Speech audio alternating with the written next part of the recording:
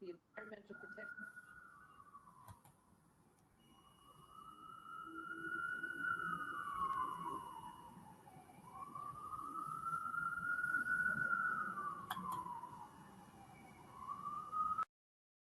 Our feedback on the Five Eyes Seaport Resilience Project that we saw last month, that then voted to have a discussion and comments to put in a resolution to send on to those folks that are responsible for the Five Eyes Seaport Resilience Plan. I hope that that would be what the community is now considering is very important in terms of moving forward.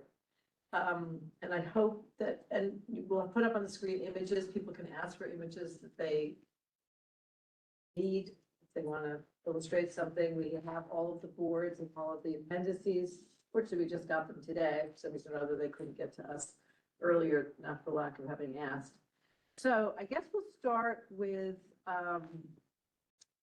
the ferry, the 6-foot ferry. So that's at the south end. So just to remind you that you're looking at, it's looking sort of at the north end at Pier 17, but, you know, next slide, I'll see if I can, where we're here, but unless you have an idea of have other ways to approach this, maybe we do it section by section for now in terms of the actual physical sections. That makes sense. And whatever thoughts that you feel are good, bad, you know, things you feel should change, things that you feel we need much more information on. Remember, this is only 10%, as I recall, of the design on land. They're going to look at 30% by August in the water, I guess. So, you know, with that in mind, you're not going to probably see any great quantity more of detailed plans up until August. Just keep in mind that this Friday, the 21st, which sent it around, the battery portion of this project will be reviewed at a workshop. As I recall, it's at 10 a.m. I assume this is open to the public. I hope I'm not speaking in turn, but we will confirm that. This was something that was discussed at our last meeting, and I did receive notice of this, so I'm assuming it's open to everyone, but we'll let you know. So that would be a time that we'll drill down on the battery. You might recall the battery was just looking at the alignment. It wasn't looking at anything more. We were just looking at 3 alignments and sort of the team, Five Eyes Seaport team was leaning towards one, and that's as far as we got. And so it might be best if we do a separate resolution on that and include whatever we'd like to in this one, but we could have a more in-depth resolution on the battery after the workshop. This last meeting we have until, I think it'll be June or August, to discuss the Five Eyes Seaport plans. So with that in mind, let's begin. I'll start with the Resilient Ferry Hub. Do you want to do this presentation? We don't have to do the whole presentation, let's just pick, you know what? You can pick whatever you want. I think it starts on like slide 12 or something like that. Oh, thanks for doing that. Okay, so here's the, well, this is helpful to see the overall. Is that, okay. So you're seeing. Oh, your numbering is good. Have a little, do you have the What's red, the overall? the red arrow? Sure, do you I know? don't know how to use them. I don't want to mess up the screen. Oh, there you go. You know. Okay, that's a big red, something or other. Okay, so you remember, so the battery, what I was just talking about, we probably do after the workshop this Friday, so we can be a little bit more informed. So for right now, we're looking at these parks with the swishes of blue, green, and red, the Resilient Ferry Hub, the multi-level waterfront park, and the seaport piers. Can you move that or just? Okay. So starting with the Resilient Ferry Hub, you might recall that the update here is that was once Staten Island Ferry separated from the Governor's Island Ferry is now one full area together as a new ferry terminal. It's about 8 slips. So if I can. Yeah, if you advance forward a couple, they show Yeah. Oh, I think that's- existing. You did, because when you move this, you have to play with it again. Oh, sorry, I can't That's look okay. at anything. Yeah, 7, it looks like, there you go, dear. Okay, And they took over the Coast Guard area or something like okay, here we go. So that's, of course, four, as it were. Book. that. Remember what you're seeing here. Oh, oh, yeah, no, I got I it. know that's shown. Too. And so the first scheme we saw was basically keeping what we have today, more or less, in terms of the division between Governor's Island and Whitehall. But this next iteration, which we're commenting on, is what if we get the US Coast Guard site, which for some will promise here.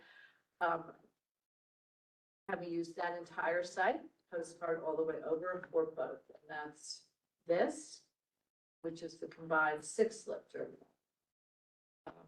And is what they say, yes, with the integrated flood defense. And then you have the the Battery Maritime Building in the center and the heliport to the north with the pump station. So, see, you come in, lights there are, that's just to see, oh, already done, okay, let's go back. Let's, I wonder if there's a way to. No, this is actually fine. Okay, so any thoughts? I had taken notes on our original meeting on this, people's questions and interests, but other thoughts that you'd like to include in a resolution as important points that should be raised. This is to the group, including those online. One of the things that we discussed, dialogue with the Governor's Island people to make sure that whatever is put in there has the capacity to meet their needs. And presenters discussed that the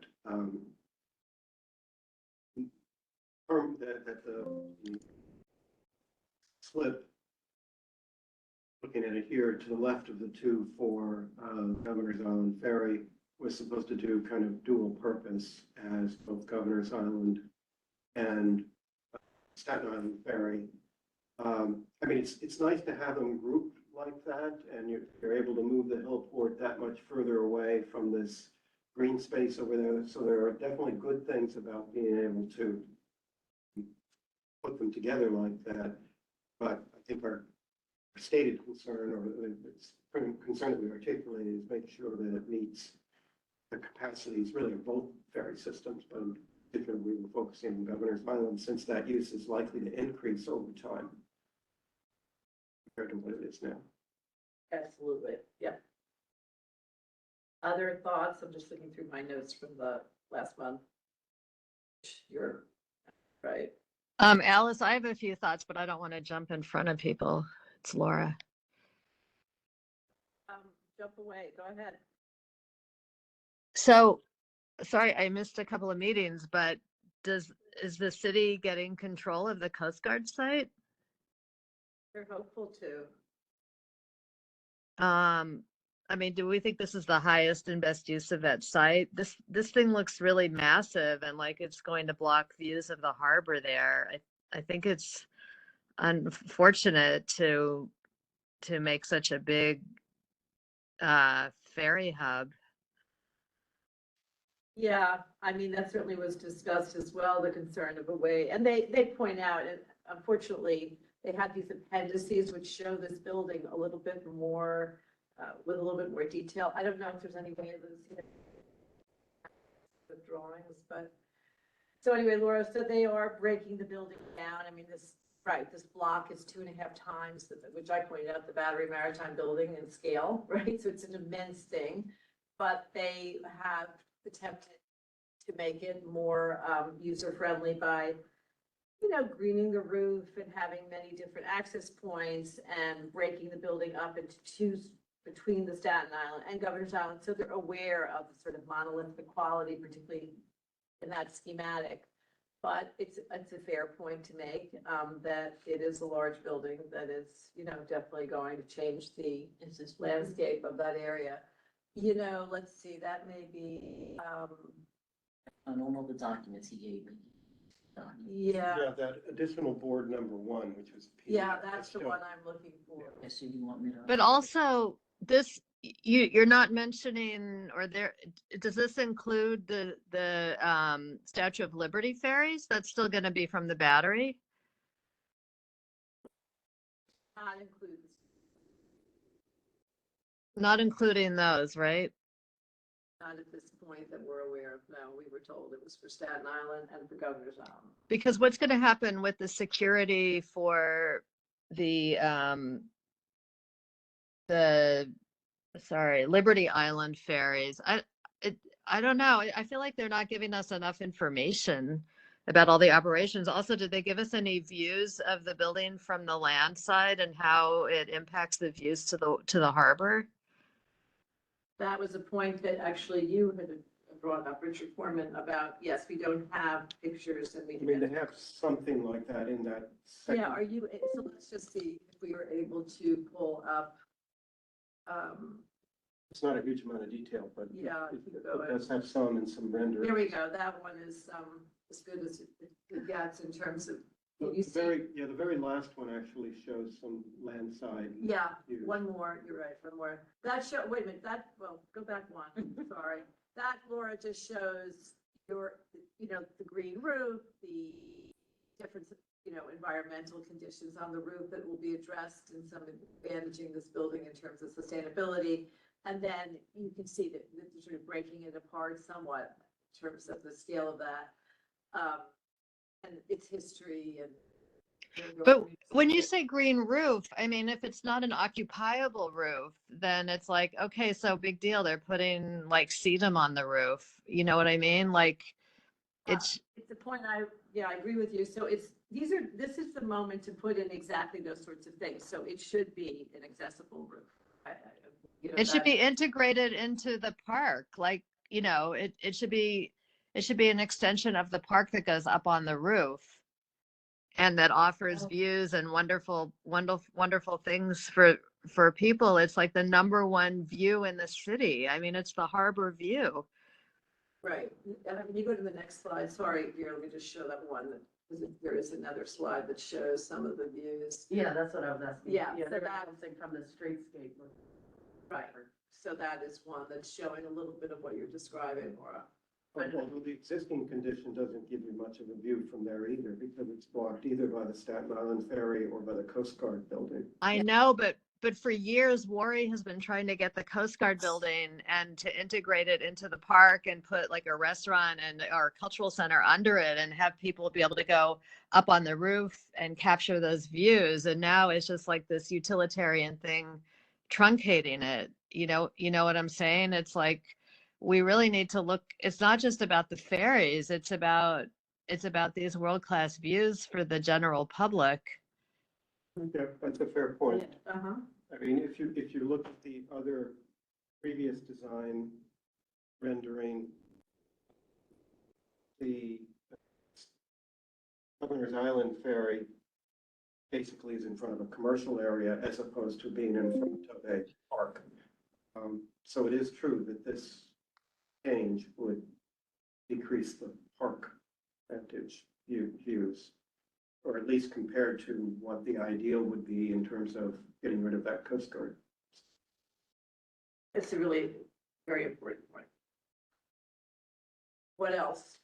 Vera, No, I just wanted to get, Oh, have that Laura image, look at okay. that and see how she would. Laura, I imagine you have a million things to say, but in writing this resolution, we're just going to attempt to, drive home points that we think are really critical that are looked at in the next few months before the 30% design is done this summer, which is. Well, I think one of the main points we need to keep making is that we need continuity of green space. And, if you put a building there like that and you don't provide integrated access to the roof as part of the park, as part of the park experience, then, we're depriving our community of the type of band of green that they have at Brooklyn Bridge Park and in other parts of the city, right? If it's all chopped up, then it's not, it diminishes the value of the open space for us.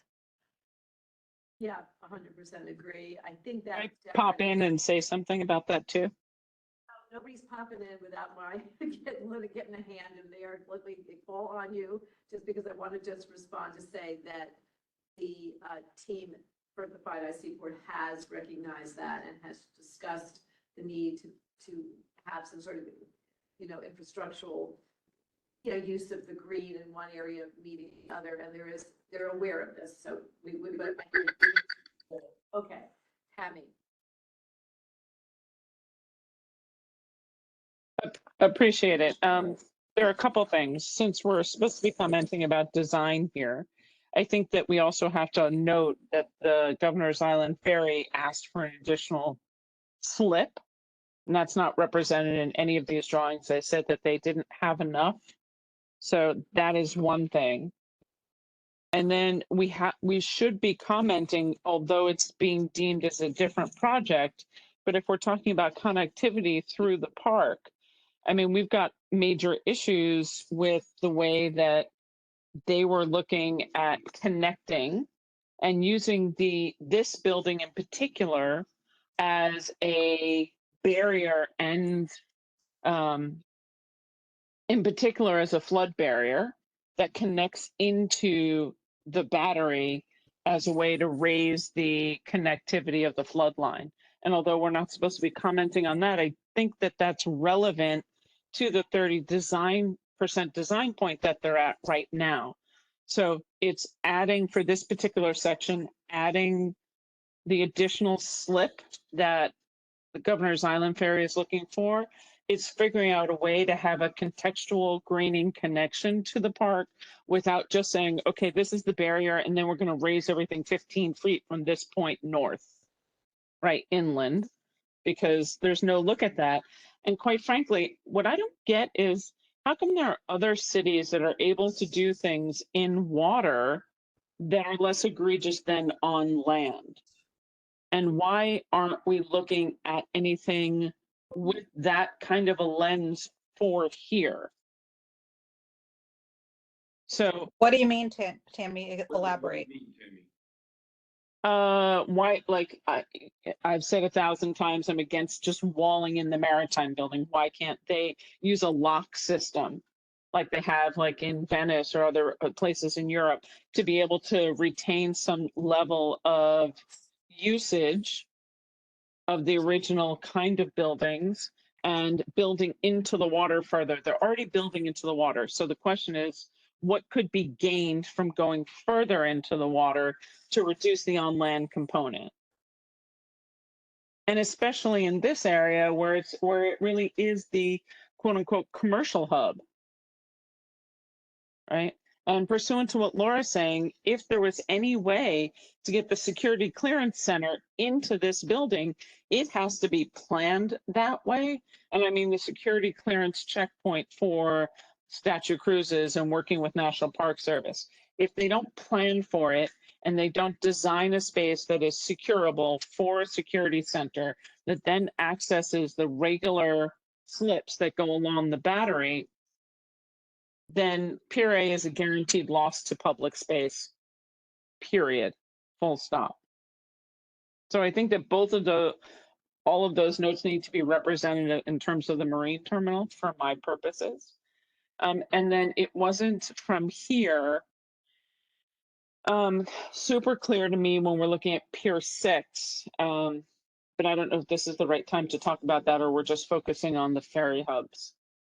No, it's the right time to talk about it. It's all the same region. What you're seeing up on the slide is fair game for conversation. Yes, we should put all of it in. Yes. Go ahead. Okay, so if the answer is yes to that, then, I've not seen any studies if we're looking at last mile delivery and Blue Highway. They've not made any, there is absolutely zero way due to the wakes that the Maritime building, if you're going to be expanding the ferries and then adding Blue Highway to Pier 6, where they showed the community, well, maybe, they'll be able to do historic boat parking. We have already heard from the Maritime community that that's actually not going to be possible due to the wakes. Based on the expanded uses, it's just too much. So again, it goes back to, I think, an in-water solution, looking to somehow not cement in the whole thing would be ideal.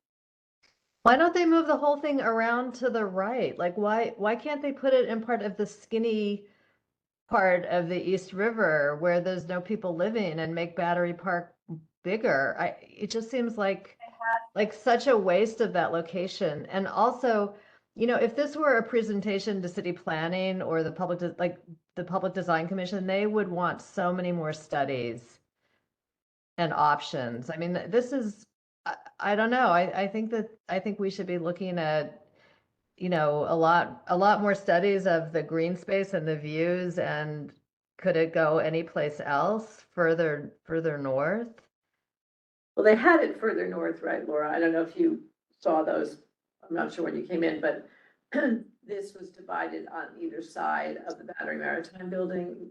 Yeah, I think that would be better because that's like a low value landscape to the right of the BMB.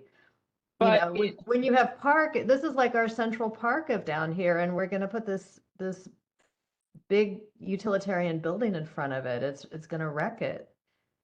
And I'm going to sit and say, Laura, I don't want to give away the entire lower, east portion where we used to have Piers 13 and 14 and everything that had public space in it. Right? I mean, Yeah, Tabby, let's stick with what we've got in front of us before we move up to those piers, because it's going to get confusing, I think, for everybody. So I'm just saying, the point I'm trying to make is that all green space is not created equal. Like a little fragment like you have to the right, to the going up the East River, it's like, okay, it's a little bit of green, but when you have a chance for a big park to have a park experience and be immersed in the park and spend the day there, you want to maximize it and not wreck it with like this infrastructure structure there. Unless it's like fully tucked in so that the park just continues over it and you're getting even more green space. well, that would be the hope, but yeah. Well, we should ask for that. I mean, we're starved for open space down here, we have a growing population and and with all these buildings being converted, it's just going to be that many more people needing open space and we're taking it away. That I 100% agree. That was on my list as the number one. Yeah. So I Okay, Richard. sort of argue the flip side of that, if I may, at the risk of Everybody's got. getting everybody to attack me on it. I think it's really important that that the Governor's Island Ferry and the Staten Island Ferry be co-joined for easy access, less confusion, much easier to get to, and actually to help maximize the incredible space that we have on Governor's Island. Right now, it's not easy to get to that ferry. And having it further north makes it also very hard to do that. I totally agree with the idea of course, integrating it into the park system, but the idea of putting them together, to me, is a very important one. Yeah, okay, so I don't think anyone's necessarily not agreeing with the idea of keeping it together. I just think that, Laura's Well, point if as you well. moved it north, they would be separate. Right, That was the prior well, I don't, proposal, right. because there's no room to put both of them north, both of them north. Right. So that would separate the two ferries completely, and the Staten Island and the Governor's Island ferry presumably would be really hard to get to from some of the subway systems. Oh, Garrett's here. Oh, great. Do you want me to move Garrett over? Sure, because he can answer questions. Garrett's been Michael Kramer has placed a couple of things in the chat if you want to let him talk. Sure, he can, of course, but people have to raise their hand just so we have some sense of who's doing what there. So Michael, do you want to ask a question or make a comment? My only comment is that the piers to the north don't have a building in front of them and are basically serving the same purposes. So if you're Michael, trying to say keep it again, I'm sorry. Could you repeat the yourself? piers to the north, when we're getting into piers 5 to about 11 or something like that, don't have a bulky building in front of it. So, the purpose here is obviously to block the water from coming inland, but isn't there a way of doing that without hindering the view corridors, which is the challenge, throughout the waterfront? Yes. Got it. I'm writing notes such as they are. We're gonna let Zach tackle this via the YouTube that you're now creating, plus notes that we're all taking. So, yeah, it's great to have your comments. Thanks. David Sheldon. Yes, thank you. I think what we need is something more than a blocked out schematic of what that ferry terminal will look like. Exactly. For example, the Brooklyn Maritime building is actually rather handsome, even from the shore. I also think that watching ferries do their job may not be pretty, but it is quite beautiful in its way. It's a very appropriate part of the waterfront view.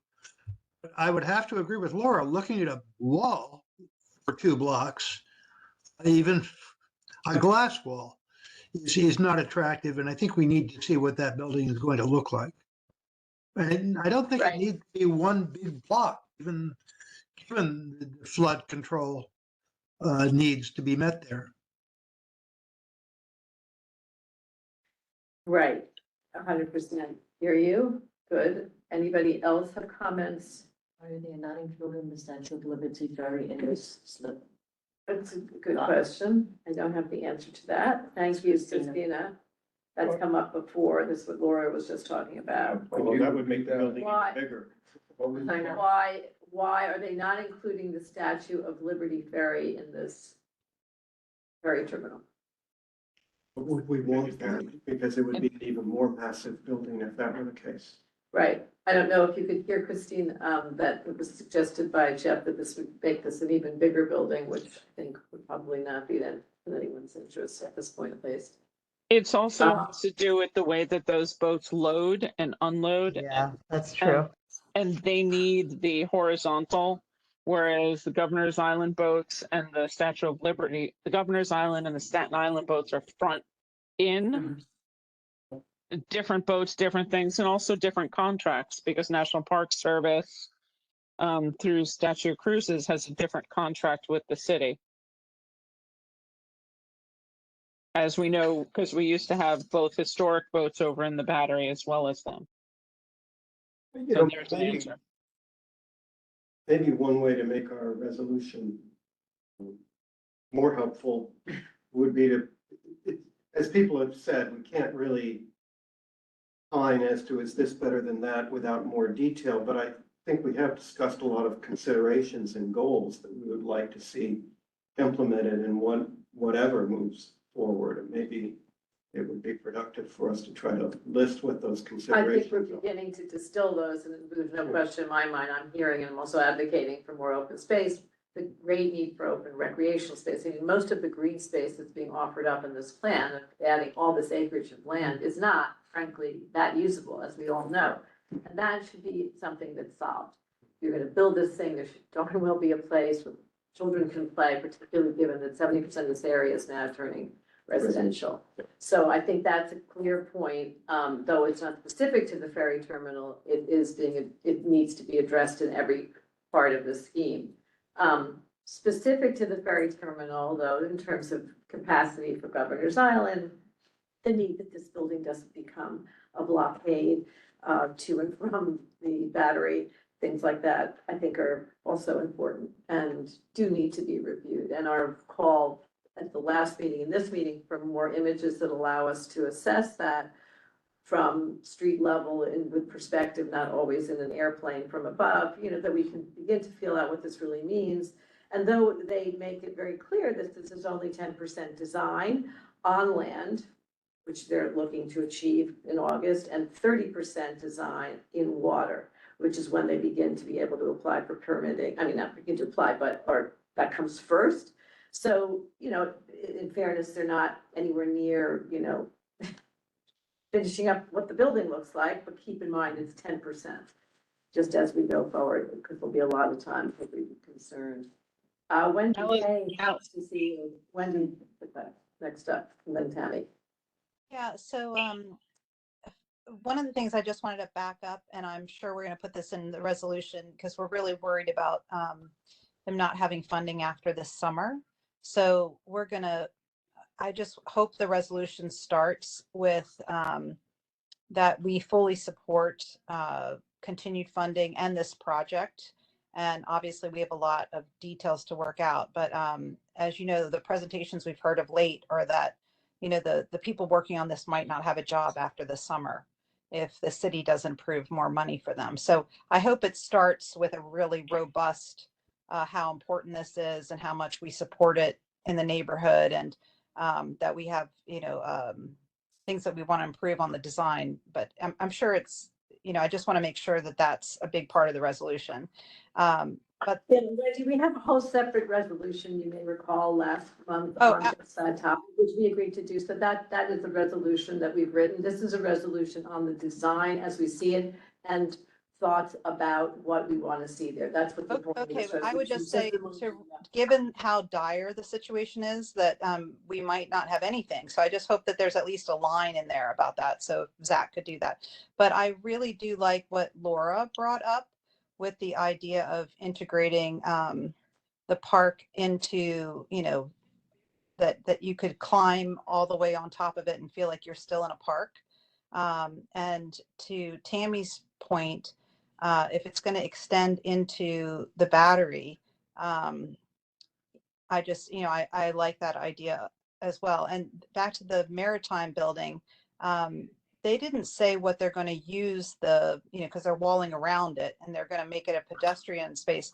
But is that a place that we could have security and then have the horizontal parking for the Statue of Liberty cruise? Or is that too tight? I mean, somebody who knows about maritime use, is there just too many boats going in and out there and it's going to be too crowded? I don't know, but it just seems like that building could be a great security clearinghouse. I don't know if that's come up. Isn't, I think it's a good point, Wendy, that we should definitely call on a better understanding of the programming of that linchpin of the building beyond a private hotel and club at this point, right? I think it's really important to understand how that fits into the scheme, and it hasn't yet been made clear. And all the city's commitment to that company is. And what the city's commitment is to Cipriani, the company that owns Exactly. the Battery Maritime Building. Yeah, Well, I think that's, because otherwise it's not happening. yeah. What we Well- did, if you remember, what we did here was that Governor's Island, in their ferry accessibility, will need ferries for people and ferries for cars. So one of the point of the whole redesign of the land portion was to do a DOT switch with where Peter Minuit Plaza is and other things, to redesign the entire area as part of the new building. So and then build out further in front of the Battery Maritime, more promenade space. So there would be a whole redoing there, and the goal was to connect the buses to the ferries. So, you know, the bus terminals, a car drop off, and different places like that. So that was one of the things they did say to us about that. And then I just want to keep focused that the biggest place that we, in my mind, need to be commenting and have up front is the 30%, because once we get past 30%, there'll be no water change. It'll be very extremely difficult. The 10% of the building, there's tons of time for them to come back and work through that with us, which I really appreciate. But I do think that we need to be very expansive on our feedback on what the waterborne side is, because that's where, once we get past this point, there's no going back. There's minimal change, because that will have had full approvals. At least that's my understanding of the process here. Okay, so. Tammy, yeah. I'm still not Richard. clear on what you're saying about water changing. Richard, how far into the water we go? So how far the slips are going, the walling it of the Battery Maritime, all of that, what piers are where is what they're doing now. Anything that, you know, reaches the 30% design point, and Garrett can certainly correct me if I'm wrong, but the biggest part of this is what's going in the water, because that's the longer part of the process, and the environmental impacts, et cetera, versus Unfortunately, like we all know about the land and looking at and how we experience it, but it's the waterborne side that's the one that's at 30%. In Is other it not words- possible to put some boats that anchor into the heliport area as well? Because that is a pier that sticks out. It doesn't seem like any boats come up to it, or am I misreading that? You're misreading. That's Blue Highway. I thought That's there was- And that I was, just looked- that's Pier 6 is the Blue Highway. So it has the helipads and Blue Highways. Because on the, one of the renderings, it shows a Pier 11 location, which is further up where those smaller boats are. It describes it as city/regional ferry terminal. And I was- Yeah, then you bring back the other one. I was interpreting that as the Blue Highway location, but I don't know. No, Pier 6 is actually where the boat, that was my understanding as The well. cargo boats for, I thought so, but I don't wanna, I don't know either, but yeah. it just seems to me that bringing boats into a helipad doesn't sound very practical, but. Yeah. What do I know? Yeah, I think we didn't talk at all about Pier 6 at the last meeting, as I The other recall. one he gave me, so I don't know if it's in there. That's actually I was just looking not at, it, it's the Power. first, I was looking at the PowerPoint slide 14. okay, I don't know if you can go by the PowerPoint 14, which is part of that, the original presentation. Sorry, The original everybody. Presentation. Had we asked, had we got what we wanted, which was a full presentation, this wouldn't be happening. But okay, that's actually handy. That's the one you want? Yeah, this is great. So, Let me get it on the screen view.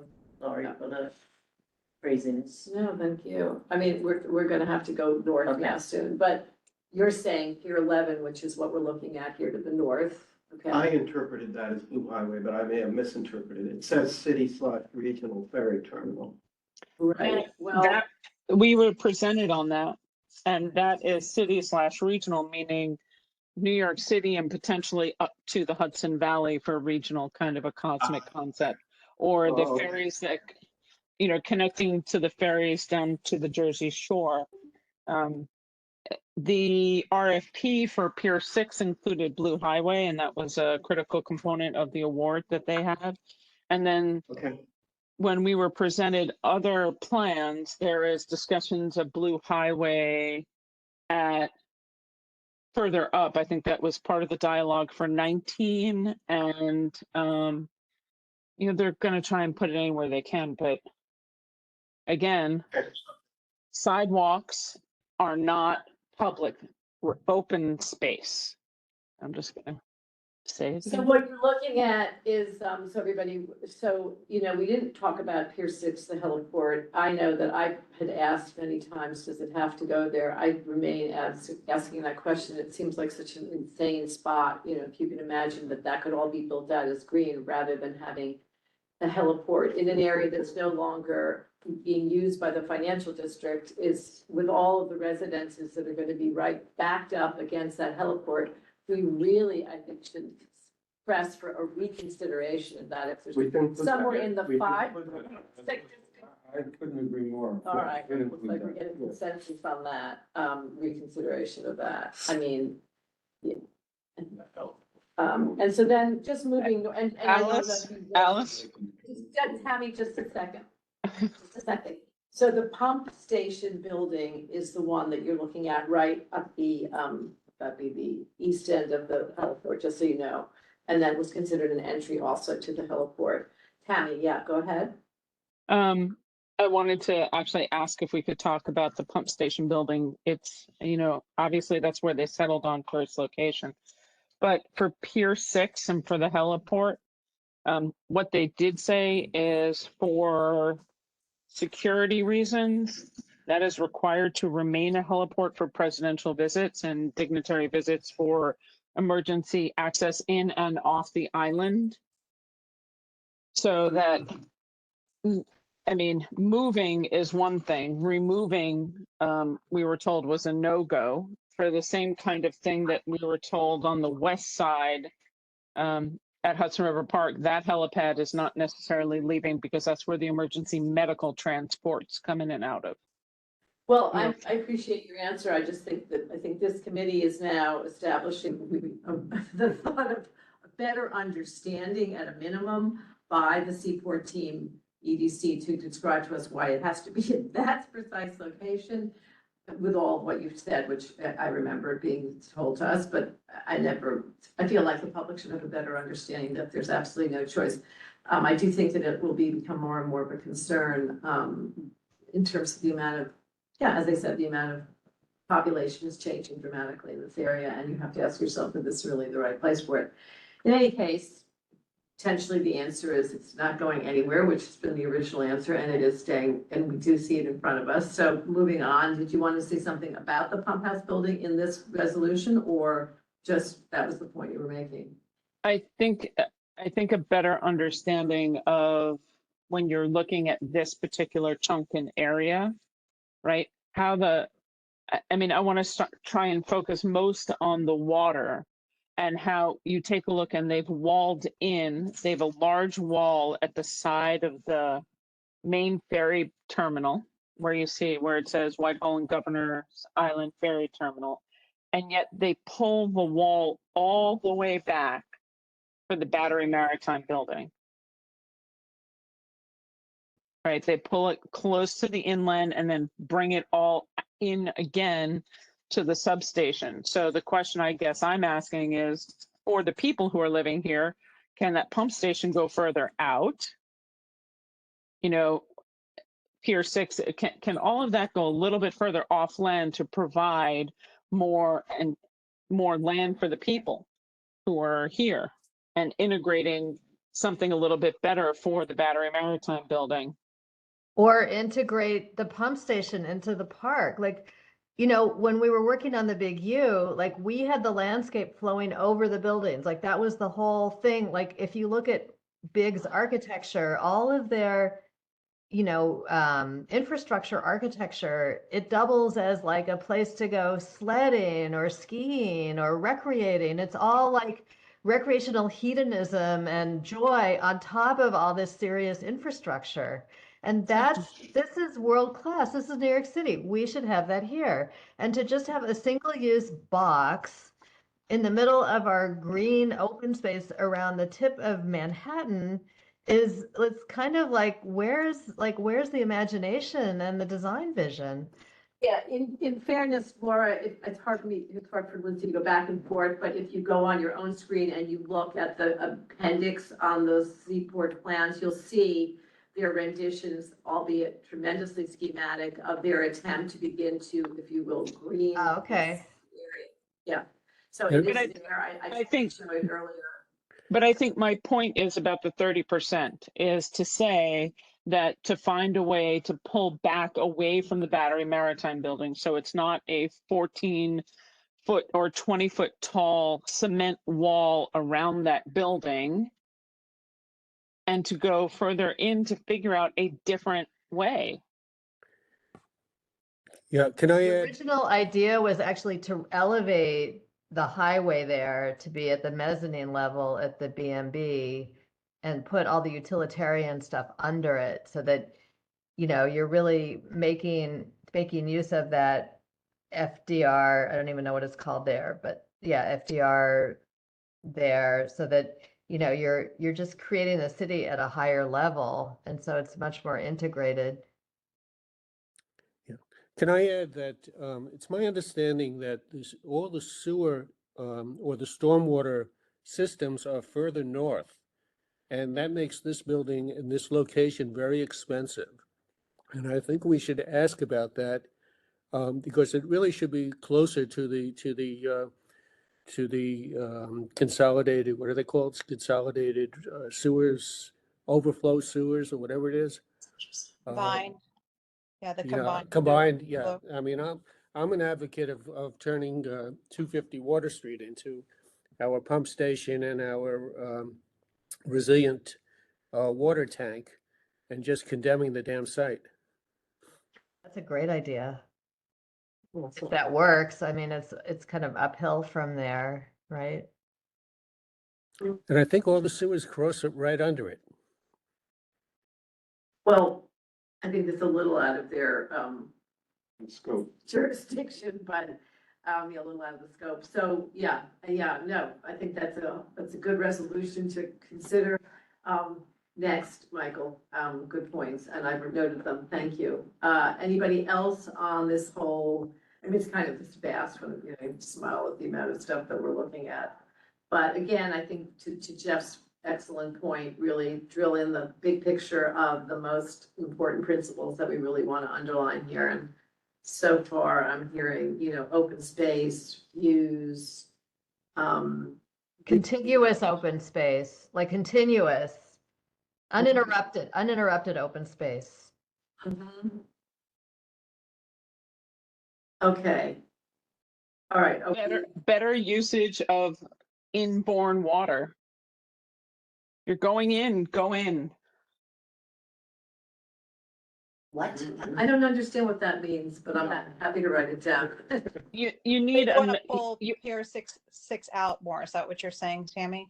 Can't do that, though. You can't go beyond the pier head line. That means Do you it's sort of sacred, sacrosanct.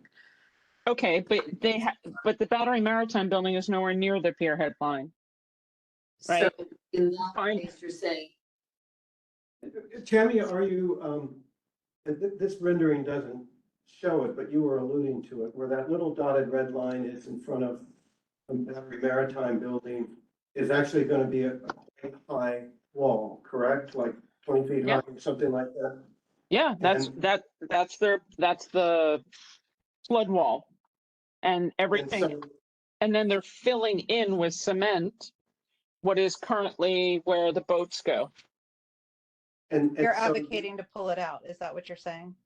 Yeah, and find something to do there that creates a public space, not just walling off so that the public can walk by the pretty, membership lounge and look at the wealthy people looking down on you. Like, find, If you go back to additional board 1 on the PDF, Lucy, and you look at page 2, what's this thing? What slide? It's not a slide number, it's on the PDFs that were sent. it's the last ones.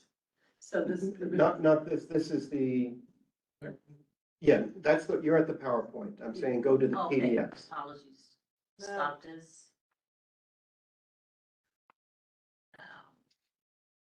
It's called additional board 1. or the- There it is. There we go. Thank you, Jeff. And if you go to the second page, To the screen, I apologize. Share this one. Okay.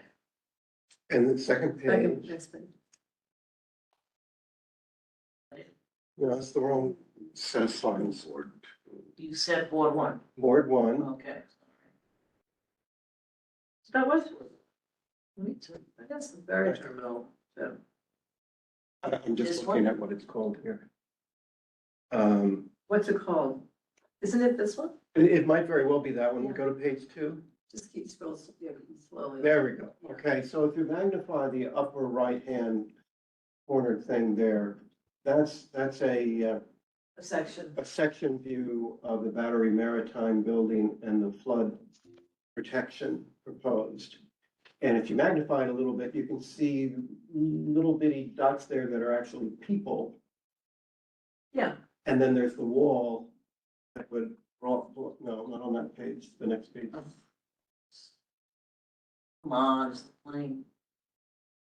And I'm trying to kind of interpret what Tammy was saying. This page or the No. previous page? previous page, Thank the you. one you had, that one. Thank Yeah, you. I don't know if you can magnify it so that you can. can you can you make that, we're trying to. You can enlarge it. You can enlarge it. You can enlarge Yeah. that. There you go. She's got it. Oh, along, There we go. Oh, yeah. I see what you, Dawn thing decides to move. A little bit. There it goes. All right. Good. We're going for the upper right. There you go. We're good? That- Go more. Go You more. can do more. Keep going. Let's bring this there. Oops, oh goodness. Technology is really great. That's exactly, Jeff, what I'm talking about there.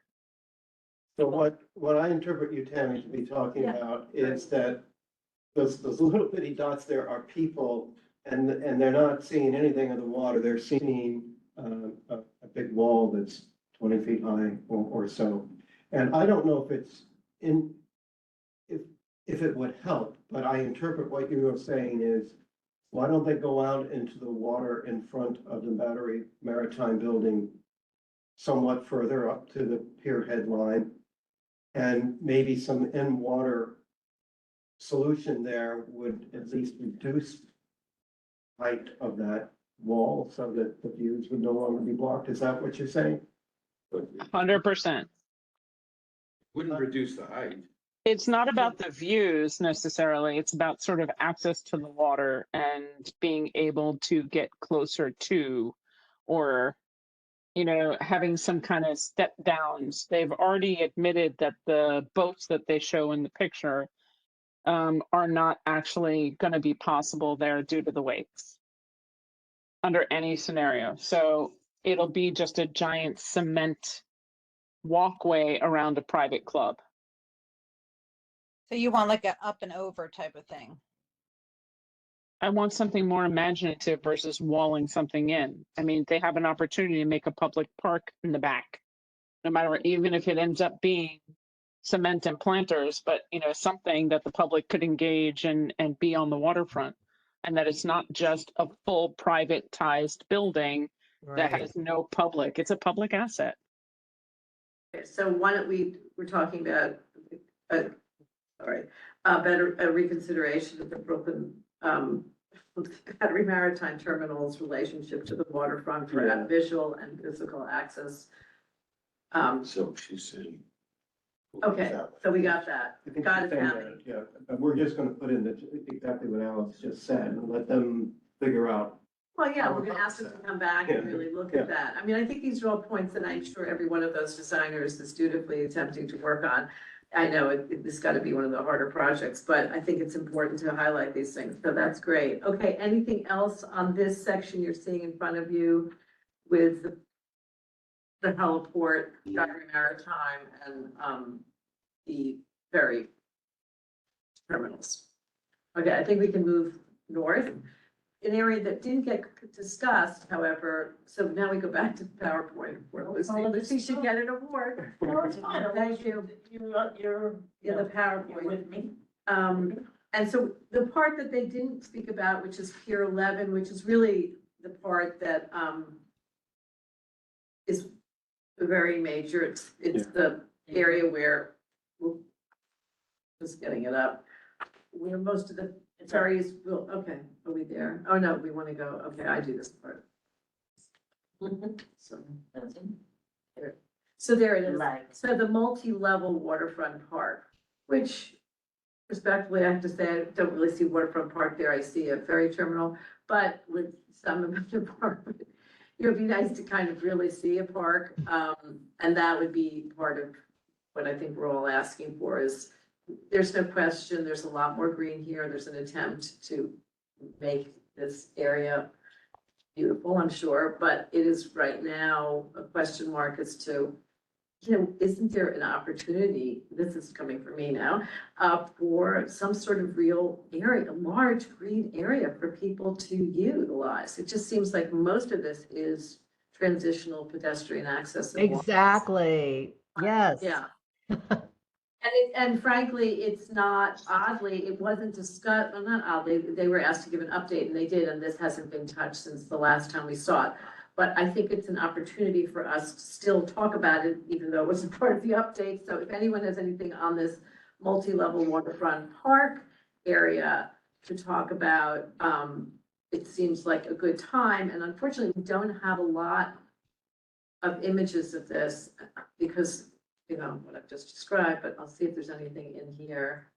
So hold on, if you go back to, No, a little bit right there, you can see it. if you go back one more, Go back for more, okay?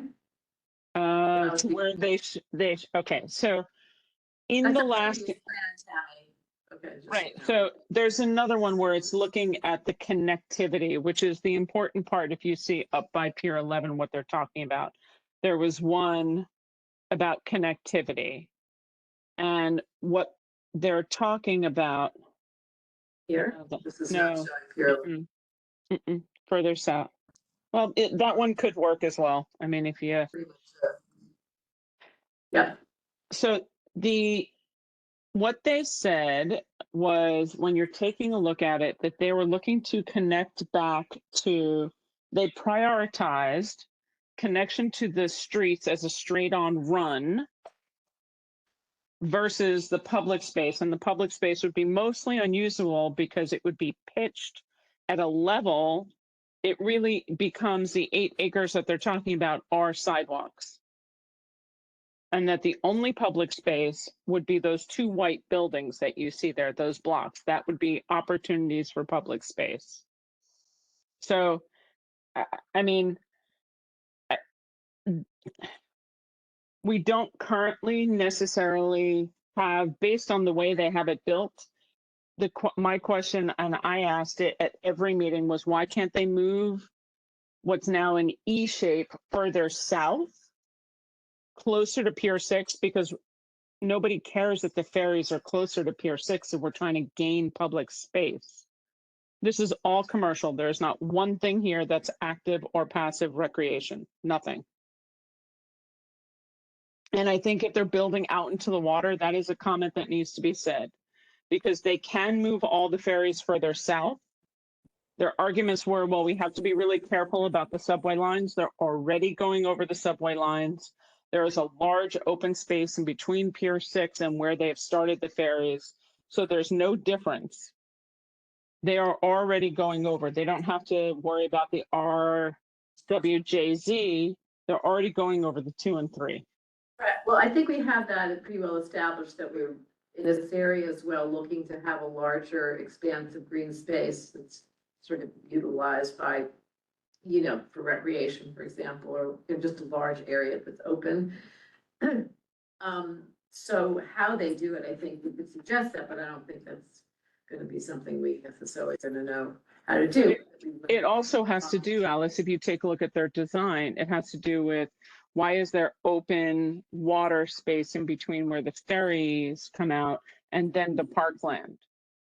Right? Why was that choice made? Because this is all about the 250-foot extension, which is mostly in concrete versus in grass or active or anything. So Let's cut to the quick. What additional thing do you want to add to the resolution for them to look at as a sort of principle or as a place?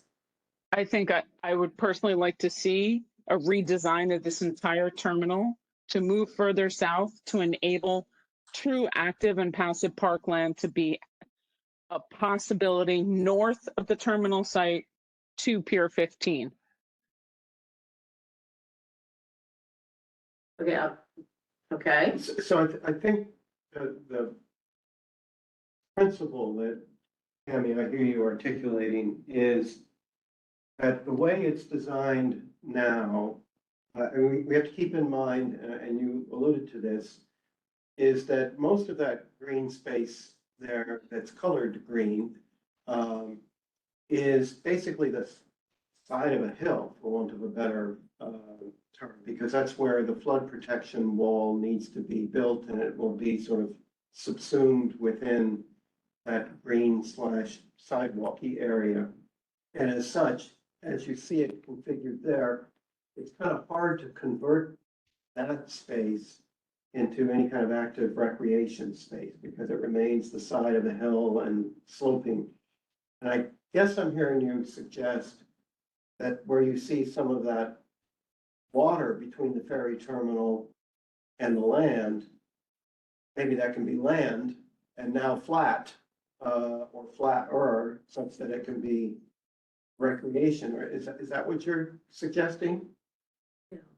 Absolutely, and moving the entire system south, because if you take a look at the next slide, that showed, There, you know, there you go, perfect. If you can zoom in a little bit into the zone that we're talking about, no. they Yeah, that question.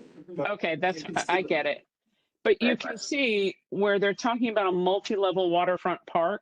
There, you know, they pulled it inland, pretty much depriving us of parkland. So, my thought was to move the city and regional ferry terminal south and instead of going fully inland north of that, keep that bump out. Why does it have to go back inland? Why can't we have more active or passive recreation space and really truly create something? Instead, what they've done is they've put the wall line into, you see what they're building is a separate building there. And the justification is, well, we need to have a wall somewhere. Okay, but why? Well, I mean, I think I don't think tonight is for us to, solve the issue, is to maybe to No, but I discuss think what the issue is. Yeah, I think the issue, as I'm hearing it, is because of design choices that they have made in terms of where to bring it out into the water and where not to bring it out to the water, and where the terminal is located among the various possibilities of where it could be located.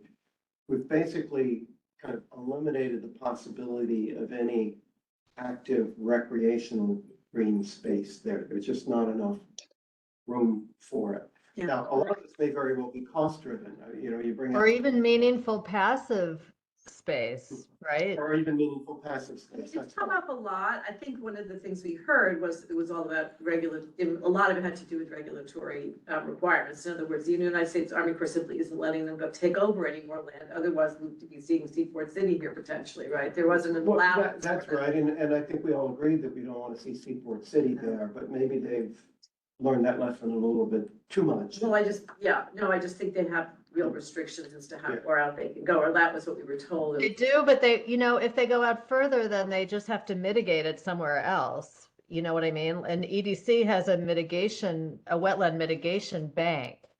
So it's not like it's impossible. And, the people who fight for it will get it, right? It's like, I think if we wanted to go out into the water a little more, we could probably argue for that. I mean, look at There's what's also, going on. there's also the FDR Drive that is taking up a huge amount of space and is an underused conduit right there. Let's not go down the road. Let's focus on where we are for here. And do a comparison back to the Brooklyn Bridge Park, right? They Yeah, have but again, beautiful stuff that goes out. I'm calling it, we've repeated this comment, we've repeated this idea now 5 times, we got it, it's in here, moving on. So we need more green space, potential to move this area south, what other opportunities there might be to really push for that, and that's something that's probably. Alice, it has to say active and passive recreation, not only green, because Jordan was very clear, and we are providing you 8 acres of green. Accomplished, yes, it's got all of those words in it, not to worry. Okay, does anyone else have, David Sheldon's hand is up. David? Very quickly, 2 considerations about building into the water. One has already been mentioned, which is the pierhead line, which is not mutable unless the Army Corps of Engineers decide so, which is unlikely. The second question is that of continuing to expand land into the river, which of course would create more green space. However, it does further constrict the East River, which is part of our problem historically. All of that is water lots down there. The East River used to be quite mild. It's now been constricted historically, and continuing to constrict it might not be desirable. It just can't keep doing that. That's all.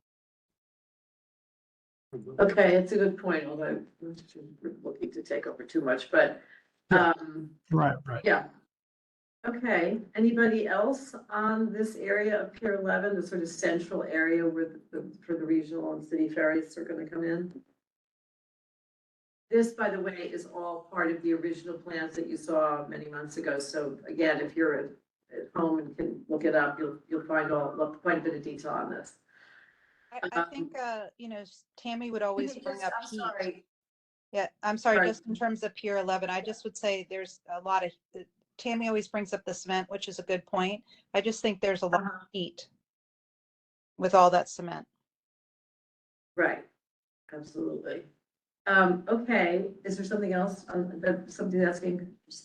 Oh, somebody here that can't. Yeah, I can. So Christine writes, sorry that my mic isn't working. I want to express that the amount of tourists is only increasing. It is a huge mistake, in my opinion. Wait, I'm sorry, we missed something in that. Okay, yeah, I can't, All the screens up. right, I can't really read it, but sorry, Christine, but I'm gathering. Yeah, it'll come up in a minute. Anybody else in the room? Anybody comments on Pier 11 on anything there that you want to include as major? Okay, Yeah.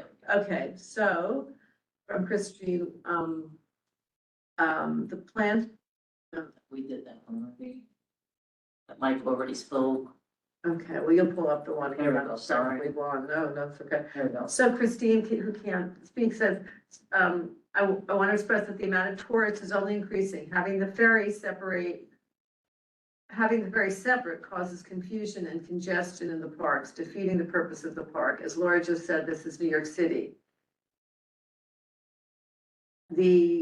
I don't know, SOL, sorry, what is south of? Statue of Liberty. Oh, thank you. Oh, God, I'm like, what? Let's can't do any more of these than that. It's the sun and the Statue of Liberty all in one, Sol and Liberty. This is opportunity to make it a logical hub to visit Governor's Island, Statue of Liberty, and Staten Island. Not integrating it is a huge mistake, in my opinion. Okay, thank you, Christine, good points. Okay, we don't take chats except for people who cannot speak, so if you can speak, you'll have to raise your hand if you want your point to be addressed. So anybody? I mean, No. no, okay. Yeah, well, wait, well, then I'm gonna say my point, which is, it occurred to me with, in this picture, like that restaurant at the Battery. If they're building a Yeah. big ferry building, they could integrate the restaurant into that building on the upper level and make it like a total entertainment venue. And, it's true, it is owned by the Parks Department, so they would have to work out, so Parks would get the revenue stream. Actually, Parks doesn't get the revenue stream from their restaurants. It goes into the general fund, so it doesn't matter. But whatever, anyway, that could become open space where the restaurant is, and it could be integrated into this monstrosity of a building. That's what I was trying to say in my comment here. No, okay, but it is a private club and it's a hotel, so it's. No, I'm not talking, no, I'm talking about the Battery restaurant to the left of the building, not Laura? the B&B. Laura, it's out of the scope of this. We asked that at one point, and it's unfortunately outside this scope. But where it is included, believe it or not, is the alignment, because the alignment goes around the building and through the sea glass. So I think we Yeah. should fight this idea of it being out of the scope, because the water doesn't take care about the scope. Like, the water goes where it wants to go. And like, I'm sorry, it's not like it's federal property versus city property. It's Parks property. Do you know what I'm saying? It's like the agency should play together to get the best design for this community. Yeah, I think, yeah, I agree with you. It's What it's a definite thing, but Guys, I'm gonna ask you not to just chime in, even our chair, because it's very difficult. So when you Right, want no. to say something. Go, Thank you. Alice, you're doing great. Thank Go you, Laura. Alice. David Sheldon, Let me mute this woman. really, David, no, it's Yeah. fine, it's just that it becomes like nobody gets a word in. Okay, David Sheldon. No, David? Oops. Go ahead, I'm sorry.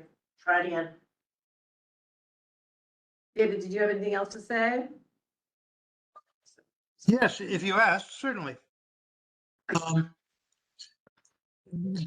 not really a fan of those isolated causeways sitting in the middle of the water. I don't think they're all that popular. And I don't think it's that much of a stretch to fill them in. I don't think that's taking up that much more of the East River in order to make more space and stop putting people out inviting them to take a long walk on a short pier. I think those causeways are just barriers more than anything else. Water between the, Oh, Outboard. Water. David, they're in the middle of a water. yeah, Those are considered landscape features, those, yeah, that are, I think, that they're considering attractive and break up the masses of that whole structure, but that's a good point, if it's going to gain you a field of open flat but land. under, But I think we're better off, again, not being the designers, but being the ones who wanna Suggest principles. talk about the principles, yeah. So I think, but it's a good point, David, thanks. it's like the flood wall. Where it's. Are we moving south?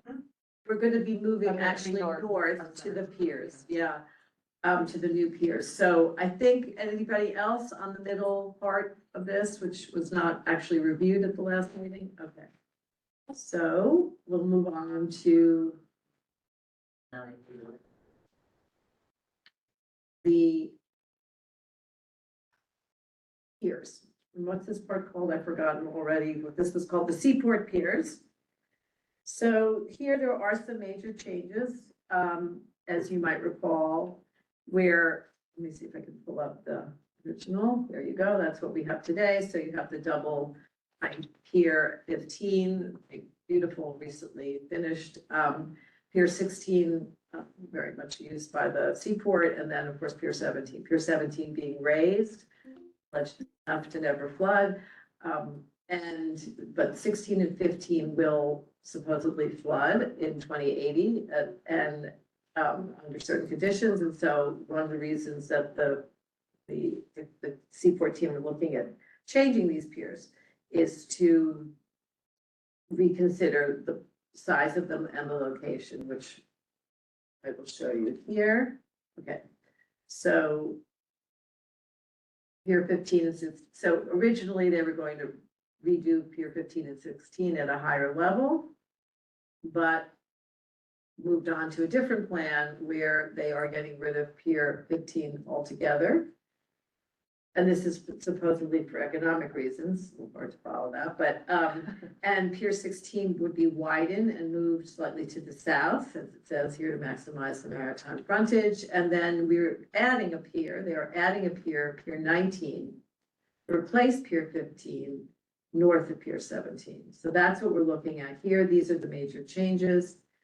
And some of the reasons were the more direct access coming out of the city and allowing the floodgates actually are aligned with these new piers.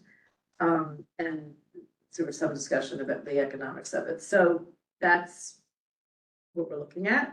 Those are the comments that we can make on this, and the comments on this portion on the Seaport piers. Okay, okay. So And I'm gonna. Alice, look online. Sorry, I'm looking in the room first, there's complete silence. So Tammy, I guess online you're coming up, but I don't see you actually. You have three hands up, Tammy, Michael, and David. Go ahead, Tammy. So I'm gonna argue intensely, immensely, and never give this up. There's no way we want to lose Pier 15. It is the only pier that has passive recreation space. It has an entire top deck. The comment from EDC when we talked about it was, oh, but not as many people know about it. You got to know to know. Oh, come on. I'm dead serious.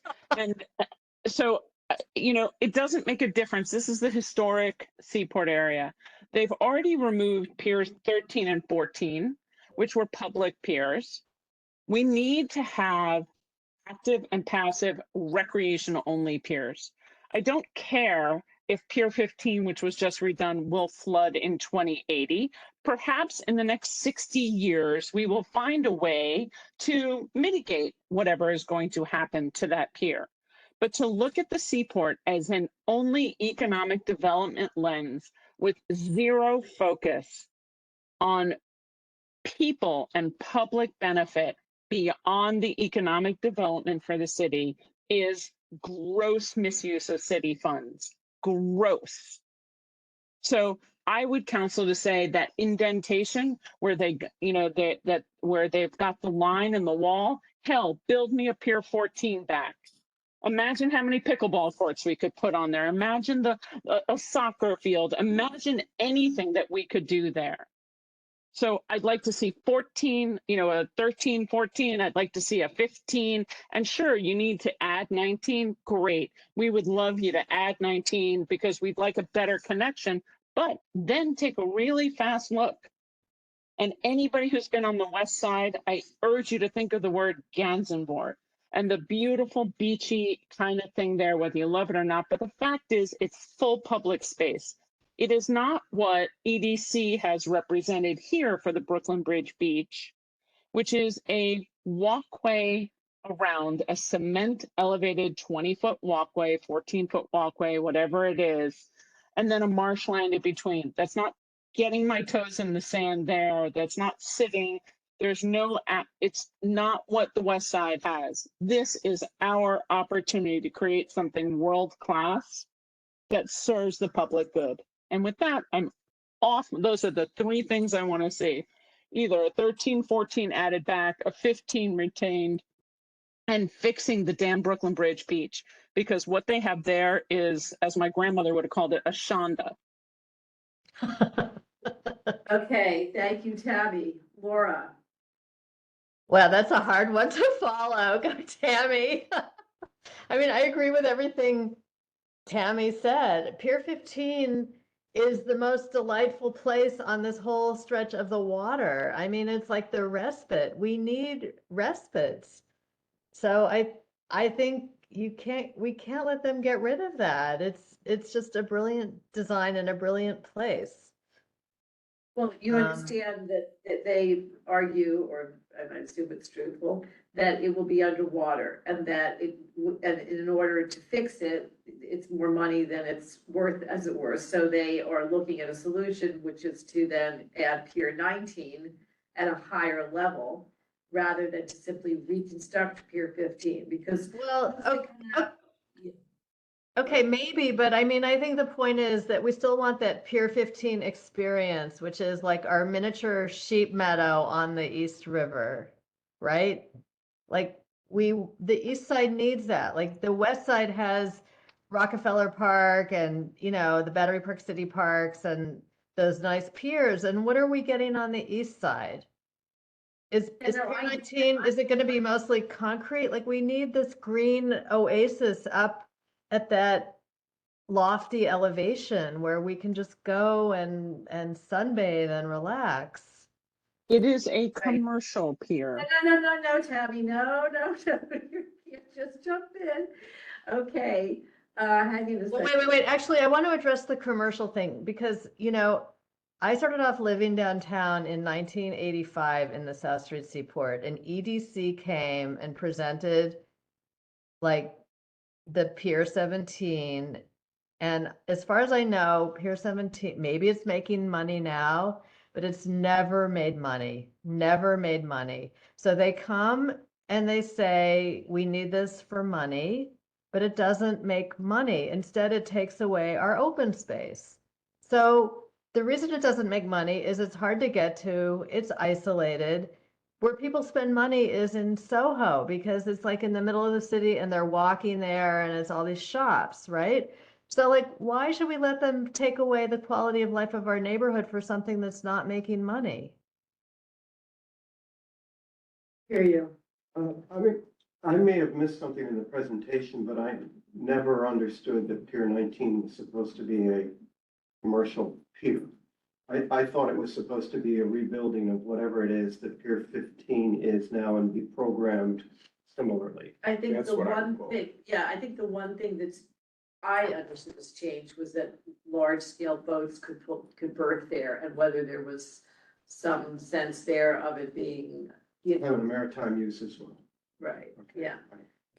But I didn't, We I could agree with you, comment. I didn't hear that either, that it was all commercial. Is that accurate?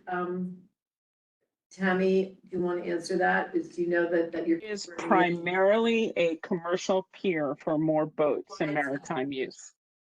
And when I asked about the full deck like we have on 15, Well, we could add some public, amenities. Look, we've got these little strips, like the little Band-Aids down the middle. That is not equal. That is not the same. It is less. And there's no way we should be fighting for more passive and active recreation space. We should not accept this as is. I mean, I just want to add, no, we're not going back over that. What I just asked. is that Jeff, they said it was primarily designed for maritime use. And when we asked about like more active or passive, they said, there's a roof of a building there. Maybe you could do something on the roof. Okay, hang on a minute. All So let's go to David Sheldon.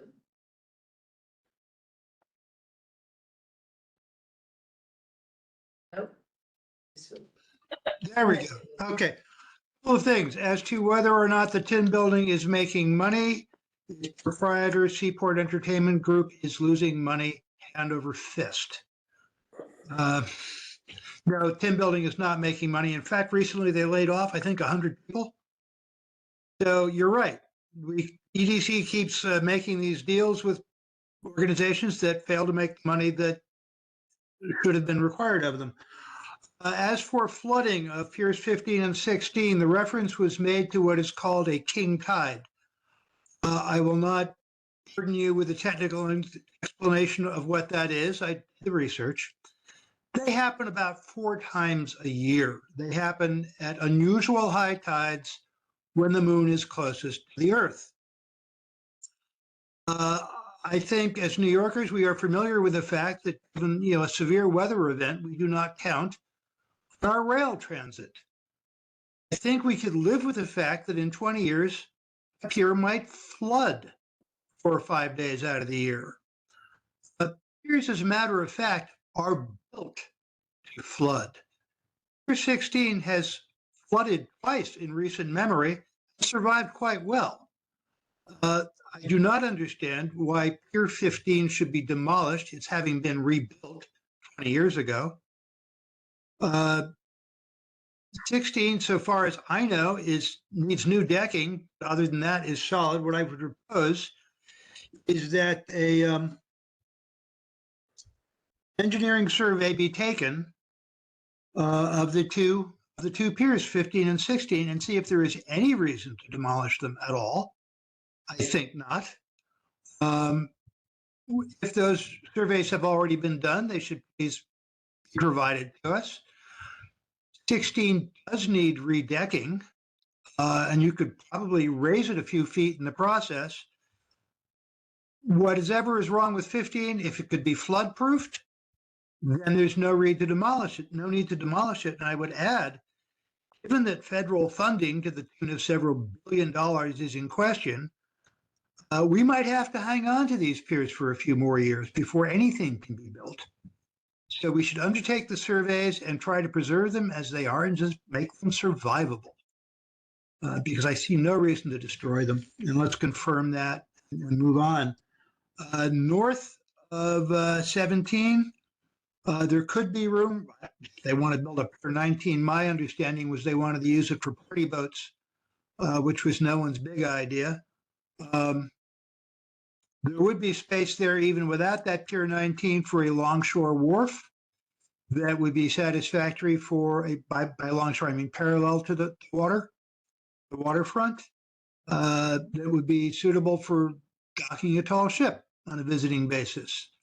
I don't think you'd want it open to just anybody. It's a tricky place to maneuver, but a tall ship has the ability to do that. Supervision could be found for the site. You don't want people just, dropping people off and running away, which people do and they're not supposed to. But I think, yes, Pier 15 and 16 should be saved, can be saved. We can find the means to do it. And that should cost a great deal less than demolishing them and building 2 new piers. And that's where I'm coming from. And I think we're gaining a lot of support in the maritime community for these ideas. They weren't casually offered. Thank you. Thanks very much, David. I would advocate that you have the maritime community sort of also chime in on their thoughts about these plans. I know you're part of the group, the working group, but I would make sure that, that's something that's on paper. Okay, Justine. So much. I'll be quick. I just wanted to make a note. First of all, I agree with everything that Tammy and Laura are saying. This is a lot here. But I think there was a mention of having some rooftop activities that being open and the reference to Pier 17. Well, it's great that Pier 17 has that rooftop, but it's not accessible to the public, right? So in the resolution, can we make a comment about that and just make sure that it's actually accessible and maybe give a little big with the Pier 17? I mean, I don't have an objection, though it's not really part of. I know it's not relevant to this, but we can make a comment about it, just making sure that it is actually accessible and usable for the public. That 5,000 times. Yeah, I mean, we'll try to put that, I think that could fall into just the general desire for green, you know, the sort of. I think that's, Green space, but you know, they promised it and then they don't follow through. That's my point. And you know, I guess anybody can do anything over time, but it really hasn't been that long. But anyway, that's my 2 cents. Yeah, I mean, yeah. Okay, got it. Thank you. Michael Kramer. Okay, first I echo David's comments. Second, in terms of Pier 15, the Hornblower has probably another 4 or 5 years left on a 10-year lease. So at some point, we could rethink whether that should be commercial, and it could be more recreational immediately, which I think is important. And that the Hornblower was supposed to bring the harbor school in and do educational things on that pier, and that never happened. The second point I guess I want to make is that Pier 19 is designed to replace to bring over the party boats. And we've heard very strongly from Smith Houses that they don't want any part of the party boats up there.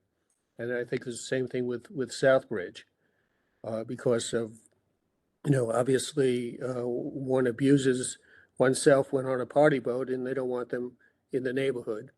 And the experience further up north has been where people have actually drowned coming over those charter boats. And the final point I guess I want to make is that to echo Tammy in terms of the Brooklyn Beach Park being appropriate or analogous to Gansevoort Peninsula, because you wouldn't believe how nice it is on the west side and how ridiculous it is on the east side. And then I'd like to reserve some comments about the pump station whenever you want to hear them, Alice. Why not now? Okay, why not now? So here's the argument for moving the pump station to 250 Water Street. Basically, it's the estimated tunneling and infrastructure costs involved with the deep excavation, the tunnel boring, the utilities rerouting, and and just that all the subway gas and water lines would really require very expensive infrastructure costs to make the pump station work in that location. If it was at 250 Water Street, if you look at some of the outflows, and if you look at the interceptors, they're all right there, and you would not have those associated costs, and that money could be used somewhere down the line to condemn the site and to offer the owners, you know, fair value for their site. So I would like to propose that we put that in the resolution. We need to do it quickly because the new ownership doesn't know what to do with it and wants to put it, and has just put it up on the market. But it makes a whole lot of sense. And then you put water retention in there, and you could hold something to the order of about 600 million gallons of stormwater at a time. And then you throw a park on top of that, and you really have something that the community wants, not something that the community hates. Michael, it's just, you know, something that's come up before, the idea of reutilizing the, you know, that earlier, the basement of what was going to be a building there at some point or not. It is going to be treated in a resolution, 250 Water Street. We're going to look at that. I think an executive, if I'm not mistaken, Tammy can confirm, as a separate resolution to sort of begin to have our own advocacy and thoughts on that particular site now that it's going to come into different hands. So I think that's where that belongs rather than trying to tie it into this particular resolution. But All right, and I would just remind everybody that back in the early 1990s, 250 water was considered for the third water tunnel as well. Yeah. So Yeah. that's, all of the infrastructure is there. So I think we're doing that this month, so that resolution, so, that, come armed with all of your facts. Well, and I'm figures. not privy to the executive committee, but, as a public member, but, I've sent everything to everybody. Yeah, You can come, Michael, as a member of the public. right. All right, I'll try. I mean, it's one of many ideas that, could be considered and should be, that's where that's the resolution where that would make sense. So that's helpful to All right, hear. but the community around Pier 19 really doesn't want a Pier 19 if it's going to be commercial. And I can speak on behalf of this East River Working Group that we've been talking about. Okay, very helpful, good. Anybody, I think unless, they're all up again, okay. Well, Michael, I think you can go down your hand, but, Laura, Laura, would you have something to add? Sorry. I think I said all my stuff and I Okay. agree with all the other people. So Great, thanks a lot. All right, David, you have something to add? Yes, relevant again to our urging the building of, the reopening of the piers that we have and the building of new ones to the south, 13 and 14. What we finally got EDC to admit at their last presentation is that giving the berms that they're building into the river, the existing piers are effectively being shortened. In fact, what EDC is proposing for the seaport piers, as they call them, will be less maritime usable space than there is now. And I think we need more, not less. It's important to note that they have admitted that they are going to be, their plan provides for less space for a ship. Thank you. Okay, yeah, okay. Yeah, Tammy. That was David, I'll put it down. Did you have something else, Tammy? Yep. I just think that we could put in a note about seeking alternative locations, including not limited to, for the pump station. Yeah. And use it as a talking point. Mhm. Yeah, I agree, that's fine. I think that's it. Okay, so anything else on this area? I will say one thing that I would add is that we should include in this resolution if the committee sees fit, as to what our ideas are for those two white blocks. Those are pretty big buildings, on, of course, the famous buildings, the Fish Market building, the New Market building. We want to identify what some of this programming might be in these white boxes. And so I think we should include that, and we have many resolutions on that, of community centers and that's actually right now a rather large building. I think it's almost 7 stories, like a 70 feet high building. I know there's a lot of conversation having, again, a roof garden and the like, but I think we should be pretty clear as to where the community has come down for many, many years on both the height and moreover the use. So I would say we should add that. Nancy. Okay, Nancy.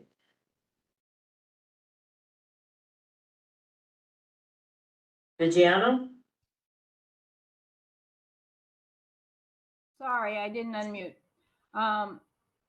For Pier 19, I'm not sure of the language that you decided on. Is it an outright rejection?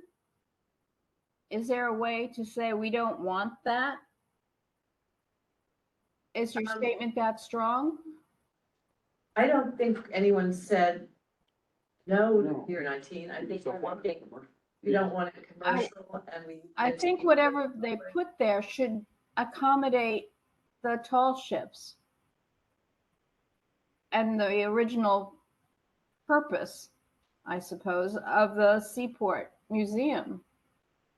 The ships are part of that, and without, I think those are going on Pier 16 for just that reason, to allow for it to have a bigger, wider expanse in part for those as long ships. as they don't take it down, yeah. Yeah, no, Pier 16 wasn't being taken down. That was just being widened and moved You slightly. said 16, I heard 15, okay. Oh, sorry, Nancy. Yeah, no, 16, right. So, but I don't think Pier 19 was ever considered for the tall ships. It seems like it was for what's being described as party booths, or I don't know what the generic term is, but. Well, I mean, I think we could say that we don't want it commercial, we want it Mhm. recreational or whatever, akin to what existing 15 is. But we may want to specifically say no party boats in addition. I mean, if it were to be commercial, we don't want party boats there. I don't think anybody wants to be near where party boats are docking. Yeah, well, that might be better than helicopters, but, okay, okay. No. I think just the committee is agreeing on that? Okay, yeah, okay, Nancy, is that good? Anything else? Yes, thank you. Thank you. Okay, anybody else on this? All right, well, we're getting close to the, and do we have anyone on the public? No. So, the last part of this was the southern tie-in of the battery, and as I said earlier, you know, we could make some comments on this, but as we all know, this was very schematic. Here, this is of course where east meets west, as it were, I guess, east meets south. So you see the design flood elevation, the red line here at the bottom right of, you know, TFE at 20 plus 26, and then, you know, the need to basically tie the purple line at the top to the red line at the bottom, right? So the master plan, the Battery Park City flood area to the FIDI Seaport coming through the battery. And that was what we saw at the last part of the presentation. And as I said, I think if I'm not mistaken, and we'll make this clear publicly, this Friday is the meeting for this working group to talk a little bit more about this tie and this alignment. And they provided, there were 3 examples, and they were leaning towards the third alignment, which I think we can pull up. So, yeah, so you see the purple at plus 18, DFE at 26 at the red. How do we get there? The green area is the alignment zone, and each one is slightly different. So you have option 1, which was the upland public right of way, option 2, the battery upland zone. And obviously they're attempting to do one that's the least, you know, impactful. And the third one, which gets a little more detailed, and here you can see the 3, is going through the battery and does, of course, affect the carousel, and many different areas, but each one has different pros and cons. And just so you know, the red, remember, is what's an exposed wall, and the yellow is what is a buried wall. So obviously, you know, they're favoring, understandably, at least at first glance, the buried wall scheme, which would be 3, where there's mostly buried. The partially buried is in orange. And in scheme 3, there's exposed wall up at the very north area. So without going into a great deal of detail, you know, at this point, we can get an idea of where we're heading at the next phase of the workshop. And these are the things they write about them. I mean, one of the biggest differences is cost. On one of these slides, Yes. it shows that Yeah. alignment 3 is like 700 million, the others are over 2 billion each. And I didn't remember. Yeah, that. well, 3 makes a lot of sense, I think. I mean, that's where, when we worked on the Big U, we had it. It's the And most it logical just saves your place. award-winning battery playscape, which should win everything. You know, the back of the plate space is intended to be a flood wall, like it can act as a flood wall. It was supposed to be part of the flood defense system, but I think really this option 3, you know, it just could be very neatly integrated into the park. Well, yes, and I mean, it's not without its impacts, but yeah. It's Yeah. good to hear from you, Laura, who knows that part better than anyone. I mean, you might have to regrade things and, do something with some trees, but I think, I mean, when we looked at this, this was the logical place for it. So, So did and you- it does protect the carousel. Did you know if Rory was involved in this, right, in the selection of the alignment, I assume, right? Do you know that? Well, she was involved with us when we worked on the Big U, but I mean, I don't know if she's been involved in anything recently. Okay, I was just curious. So you I can reach out actually to add, her. I can add to that. Alice, can I add to that? Yes, you may add to that. Yeah, I'm learning. I'm so good. I would say you're so good. Okay, go ahead, Tammy. Alignment 3, which was told to be the technically best feasible one, is the most impactful in the park and would actually require movement of many of the valued assets in the park, including the sea glass carousel. It had impacts on that. So in the initial presentation, they weren't using the playscape either in its creation, which was supposed to be flood wall. And the other part, if you take a look at the top of this, that black part is all already been paid for and done. That is part of the Battery Park City South Resiliency. So all the money that has been spent for that area will have to be torn down and redone again. So I think if we're going to provide comment on this, which we should ask for a more detailed impact to understand, because they're only talking about the cost of this, but what is going to be the cost of redoing the park with the way they have it? Because you will lose the oval lawn, the open space, because it's all berming, some places 9 feet, some places 15. And so you lose the gardens, the urban farm and everything else that kind of goes along with it. And the playscape is affected. So the question starts to become, when they're doing alignment studies, it's not only about the cost of the alignment, but what is the cost of rebuilding the park? Are we saving $1 billion to spend $1 billion? That is something that I think that Well, we Tammy, should. I think there's a way to skirt the carousel to go to the water side of the carousel a little bit more, and then you can use some deployable floodgate. There's ways to problem solve around this. Correct, but they're not presenting that at this point. Right. Well, it's an engineering quick thing. We need, on all of these things, it's got us in the details. We really, really, really need to see it visualized, modeled. Okay, pretend that the Battery is as valuable as the Metropolitan Museum of Art. Because it is, right? It's a cultural resource. It's our open space. So I just want to change the frame of mind. Like we have to, the Met would not put up with just lines going through and saying, oh yeah, we're going to do this here. So we really need to get the visualization and the crafting that our open spaces in Lower Manhattan deserve. And it's not just for us, it's for the economic vitality of the city, because this is, somebody brought up earlier, such a major tourist destination. That's kind of my point, is that I think.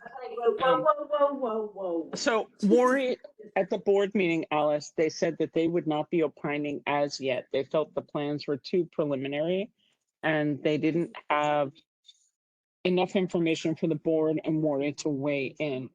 I did mention that we would be looking at it and potentially weighing in. And that is something that we should be talking about the public realm. And we should be weighing in with concerns. I'm just going to jump in here. So just so you may have missed the beginning of the meeting, but I mentioned that there is, and I think you just mentioned again, that there is a meeting, and you could confirm, Tammy, if this is open to the general public on Friday at 10 a.m., I thought, at to the Battery Working Group to look at these plans. And this was mentioned in our public meeting last month, that there would be an upcoming meeting. I assume that this is open to the public and we should be publicizing it, because this is the working group meeting on Battery on the next plans. And so my suggestion was, once we have that meeting, we could then potentially write a resolution, you know, with a little more information as to what we're looking at, because this is not probably enough to give much. We just don't have enough. So that would be my suggestion. And I think that's what we agreed to do earlier. But you could confirm for us if you can find out whether that is open to the general public, that meeting on Friday. I'm gonna ask Lucy to help me with that. All right, Justine. Thank you. I actually just have a question, and it's based on what, and I'm sorry that I have the hardest time reading these maps. But I thought this Battery Park City South Resiliency Project was, you know, I thought it was going to get from to State Street, right? And it was going to create protection along that way. And I thought it's working. I mean, you know, we did that walkthrough and I thought it was going to be having that low wall that was going to go down. And when you hit State Street and Broadway, if it's Broadway, I don't think it is Broadway, but at the end there, and then other stuff was going to line in. So I'm not sure what's the deal. That's not working? Or they learned new stuff? This is connecting what the Battery Park City Authority is doing on the north part of the battery with what the FIDI Seaport plans are doing on the east side, and they need to come together at the high point. So they have, Which makes sense. I thought State Street at the south end of the battery park itself was the high point. And I guess I'm wrong. Because It is the high point, but there's a It gap. is. There's a gap Right. on the east side. I mean, here's, So yeah, that picture, go back, yeah, if you go back to that one there, no, not that one, well, maybe. It looked like Yes, everything this was is- happening at the top by Bowling Green, where they're trying to connect, because their lines are all going all the way into. That's supposed to be the high, that's supposed to reach the design flood elevation up at Bowling Green. And is that as Maybe far they as Battery changed Park? it. I Well, don't you know. can I see thought what it was they wrote. crossing all through the park. Am I just being stupid? I might be being stupid. you're What- looking at why they, well. I mean, the high point of the park is at Bowling Green, is that Green. entrance. But what's at State Street? What's that? State Street's down. Well, State Street That is State Street. slopes down, Yeah. right? It's like high where it says 4-5 and then it slopes down a little bit towards the South Ferry. And the If battery you by the look at battery playscape. But I thought, maybe I'm wrong, the Battery Park City Resiliency Project was going all the way to State Street. That's not happening. No, it goes to where the grade goes up along Battery Place towards Broadway. And Yeah, as you get near Broadway, it reaches the design flood elevation, so the That flood stops system there. dies Okay. into the existing got it. grade. Okay, so which is fair. That's my question. I'm just wrong, which is, No, and at that point, that is State Street, and that's what. okay, Battery- that's what I'm thinking State of. Street So it's Broadway just one, becomes State Street. it's just one side of the park, but doesn't come across the whole other side of the park. No, it does not. Okay, and That's that's what- what this is that's what talking this- about, the other side of the park. So my comment before Tammy spoke was gonna say cost should matter. And we want this done. And, you know, if alignment 3 is the cheapest, it might be the easiest one to get done. But then she raised a whole bunch of points that now have me confused. So I have no comment beyond my stupid questions. Thank you. They're not stupid, Justine. They are, I should know this. No, Thank no, it's really confusing. Yeah, Very confusing, yeah. thank Okay, you so Rose, much. And we just, my last pop in on this, I swear. But we were promised that between the battery, Tammy, Rose is on, and then you're on. Give someone a chance. Go ahead. Don't Rose. fire me. We're waiting for Rose. Thank you and I very do- much. Quick question.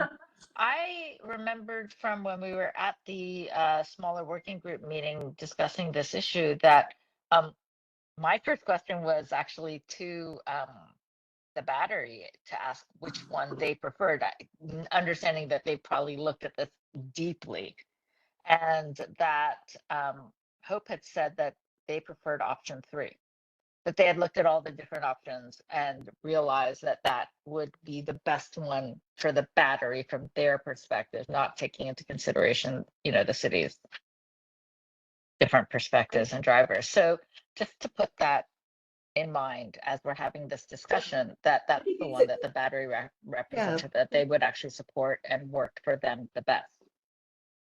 Yeah, I think it's an important point. It was one I also raised, and I think we could say in our resolution here that we're going to have another resolution on the battery once we receive more information, but certain things are very critical. And one of them would be that the conservants, that we honor the Conservancy's perspective on which alignment. I think that's a good point. Does anyone Yes. object to that? Because they have to actually deal with the consequences of whatever project is happening, and they have to maintain that space. So Thanks, Rosa. Yeah. thank you.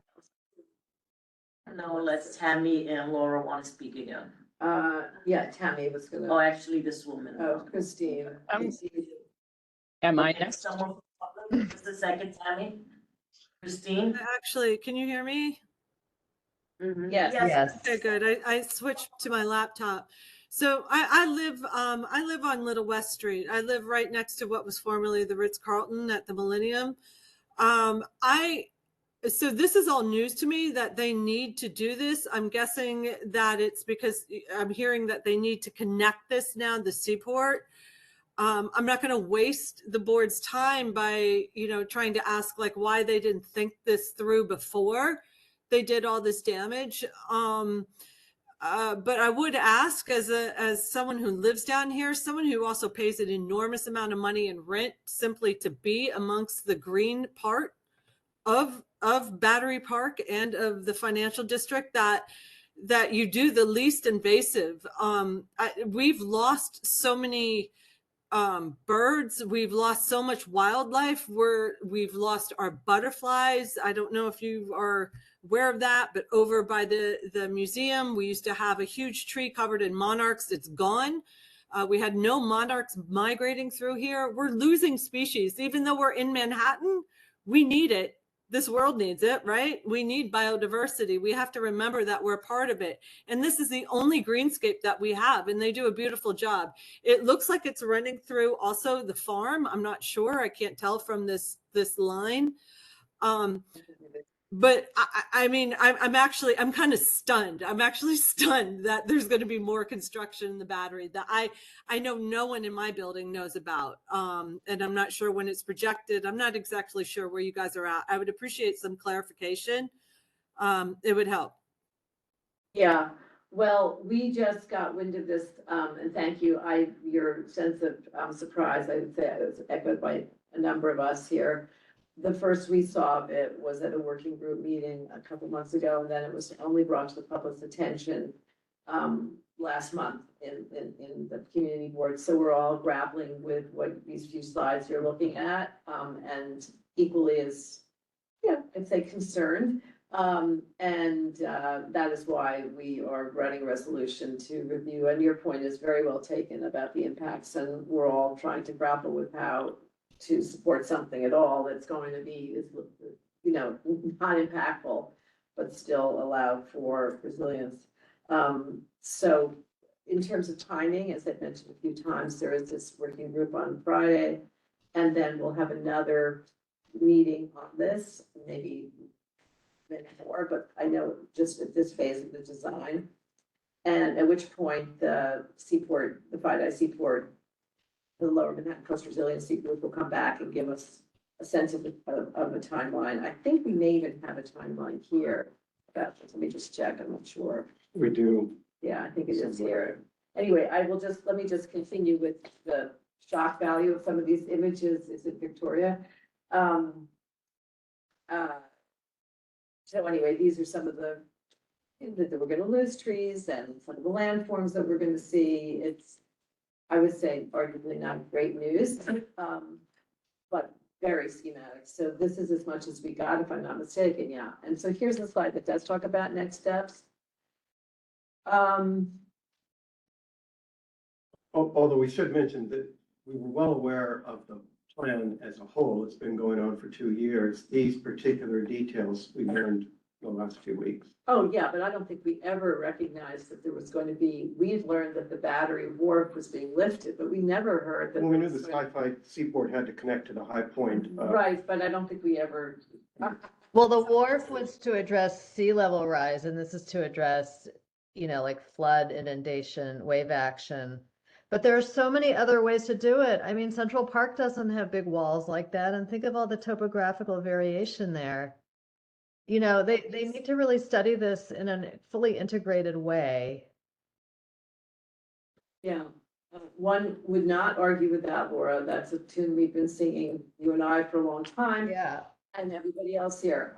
Yeah, it's really great you're here tonight, and it's great if you can come to these events, because it is moving forward relatively quickly. So, Oh, we should also give her some comfort on when the construction may start. oh, right. We may not be alive by the time the construction starts. So just remind me if I'm, actually, Jeff, am I right? This is, I'm sorry, I can't see it on my. There is a This is- slide in here somewhere. Yeah, it's here. Well, this tells you a little bit of what's going But on. there's So, another one, it's like an 11-year construction. all right, well, let me just go through this one. So as you can see, we're in the sort of 30%, moving towards 30% design. We have, and this is the battery I'm talking about, the design visioning workshop, which is the one that we're going to, I think, see, if I'm not mistaken, this week. And then we move in later in the spring to a refinement of that. And then a public event, which I'm not sure what gets displayed at that point, but it looks like it would be the end of 30% design in the summer, this summer. So that's a little bit of the schedule. And then it advances to go towards, as you can see, 30 to 100% in environmental review. But up into for this year, you're seeing in front of you the different steps. And I hope you can join us for the workshop, everybody that's online and interested for this workshop that's coming up. So I see. Alice? Yeah. So I want to add an echo. At the board meeting, they did say that option 3 was their best of the worst of not liking anything, but if they had to, put a gun to my head, choose one, it was 3. But it does involve, as we mentioned, a full redesign of the park, because yes, it goes through the urban farm. We did ask them, I would suspect to say that I think there should be a project public event before the design refinement workshop. And I think that we would do the public the best interest to ensure that it's not just based in the working group necessarily, but that they do have a wider public thought. And yes, I understand they're just general thoughts, but much about the Battery Playscape that was so valued was it was built with resiliency in mind. So the question starts to become, instead of walls and berms and this and that, is what kind of topography and plantings and other things can be done to create a world-class park that doesn't feel like it's walled. And that kind of a conversation should be part of design refinement.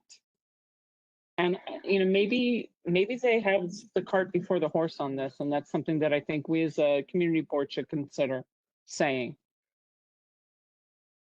Okay, I mean, and they have the thing that they're calling the design visioning workshop, which I think this might just be semantic. I mean, I think that's where people are coming together, talking about the design of the battery going forward. So that is.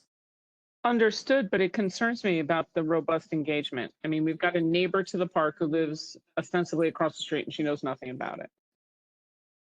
Well, that's my point when I asked earlier about when it says stakeholder input, and it was made public at last month's meeting that there would be this design visioning workshop. And what I got in my inbox, but I don't know, it obviously didn't get distributed, was something that was this Friday as a working group meeting on this topic, I thought. So I don't like to speak publicly about something that may not be a public meeting, so we do need to clarify that and find out when the workshop is that the public can attend to be involved, as you're, clearly stating and rightly stating, the public can be involved in engaging in the design. Maybe they should have a competition or something. I mean, it's just like I don't know. All right. Well, good job, Alice. Well, Thank I'm gonna let that, but thank you. I mean, we're trying. Are there any other comments you want to include in Alice, this sorry resolution? to interrupt, but just to answer your question about Friday, I don't believe that's open to the public. Who's speaking? Is Oh, sorry, this is Rosa. Oh, I'm You sorry. keep asking about it, so I'm looking at, Oh, you do know that for a fact. Okay, that's interesting. I'm just so saying that it's located in their offices, which I just assume do not fit, like, it's not, You usually mean when at they do something Arcadis? big Where at and Arcadis or public. EDC? Whose office? Arcadis or EDC, EDC? at EDC. And so I don't think that it, like, usually when they do public facing events, it's at a much larger space, right? Wait. And put the meetings in I. Oh. So, wait, so you're just giving one second. I realize we have to vote on this. So, I don't know where the public meeting will be, and we will find out tomorrow what the story is, and we'll try to make that known to everyone that's here tonight.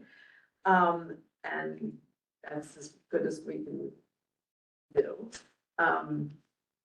Is there somebody? Well, else there?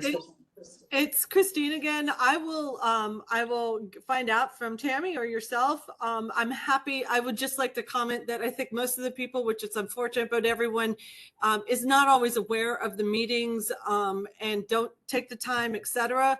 But I will be that person that posted in the building and that would bring flyers to the building and make sure that it's posted within like the condo post, because I think it's very important. I don't think anyone down here knows about it. We're chomping at the bit to have Wagner open. And to have the fact that they're going to do that to the Battery just makes me sick to my stomach. I don't think people, once you have lived with this green space and you appreciate it, and to see it destroyed, it's something else. And I feel that for people up north, which is going to happen soon. So anyhow, I will be that person. If you need me to distribute it, I will distribute. Okay. Christine, that's a good offer, and I think the more the public that knows about what goes on, needless to say, the better. So I appreciate it.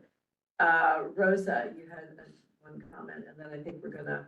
Yes, thank you. So sorry, now I'm just going to channel Wendy Chapman, who always says that we should actually have signage all around the fences, all the construction work, all the areas that are closed.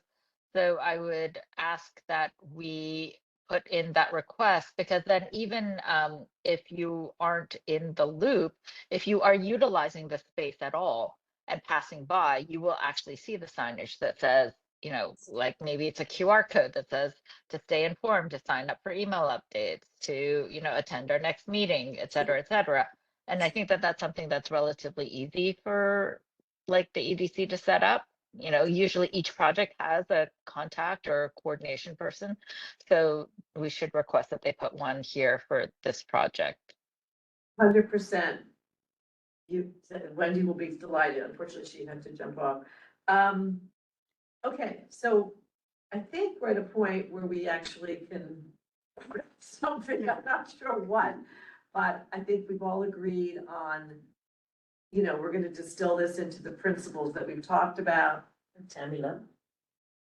Oh, Or did I boot her off on the okay, so I think we've sort of, I don't know how to do this in terms of a resolution that's gonna be coherent here tonight, but I think we heard of the basic principles and large scale sort of ideas on each part of this project, that rather than going over every one of them, maybe we do, you know, we agree that what we heard tonight, we all agreed on pretty much, or are there things that we absolutely did not think we should have included in this resolution? I'm gonna go with the reductive way rather than the additive. Looking at the principles of open space, of potential reconsiderations of the pump house location, of the keeping of Pier 15, the importance of an open recreation space wherever we can find it. Examples of the middle space that Tammy talked about, of the northern areas of piers themselves, whether it's 19 or the new 16. A little bit of conversation about, you know, the heliport, maybe that wants to be, you know, is there any way that that could be placed up somewhere else? I mean, I could go through them all, I guess that might be another approach. Ferry terminals being integrated into the park. Yes, yes, we said many, many times. The adequate capacity for the Governor's Island ferries, the green roofs, the a cohesive building that has green features, that's integrated into the landscape. Images that are coming from street level and from the park, looking out to the city and back from the water, not just from above. The need for an understanding of the security checkpoint, if we were adding more ferries that dealt with Liberty ferries.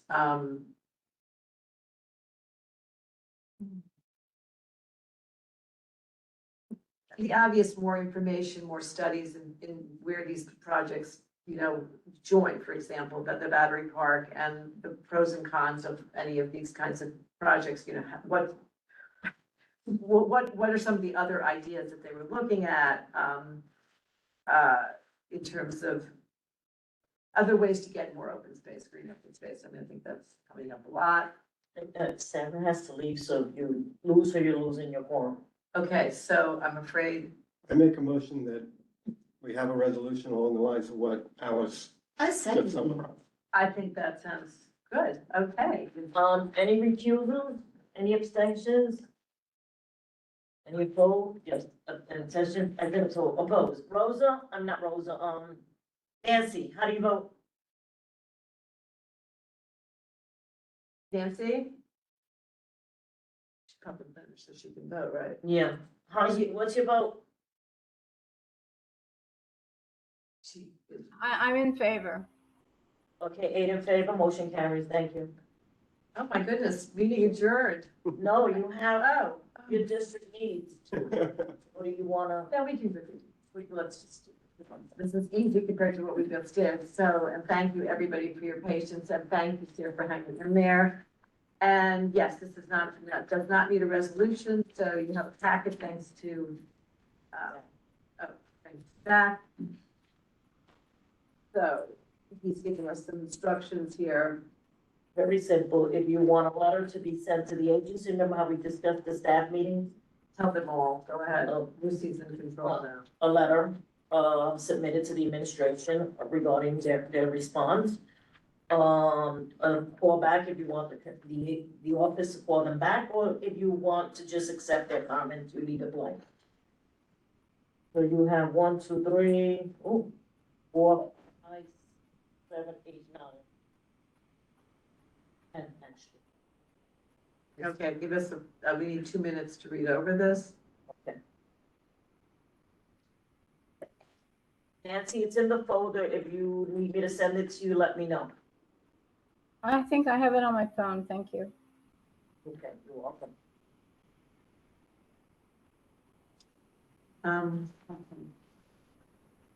So I guess the first thing is to pick your the top priorities in your mind, maybe limited to 3.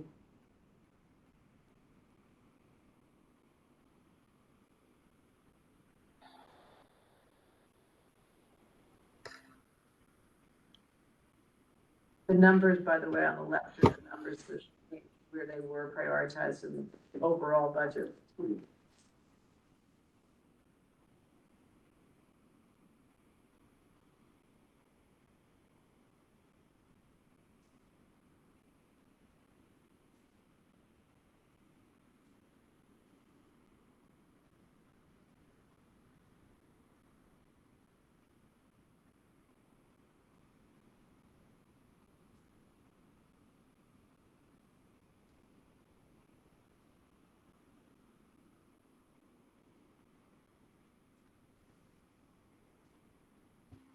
Actually, it's not coming through on my phone. If So we're could you send it along, please? yeah. Yes, So then I'm there's gonna 3, 6, I'm and gonna 11, send it right? now. Give me Those a are the minute. top. Here, what'd you say, sorry? 3, 6, and 11. You're voting for 3, 6, and 11. that was our priority, right? I mean, so if you're going on our priority number. Oh, I see the ones that we already, that's actually not a bad idea. There's a thought. It's rather, I don't know, so. good thinking. I got thought. I'm gonna go with that too, but the only thing I'd say is, I don't want to add one more, sorry, can we do 4? That's fine. Given that we have so many. I'm gonna add 12. But I'm not sure I understand this choice here, the letter.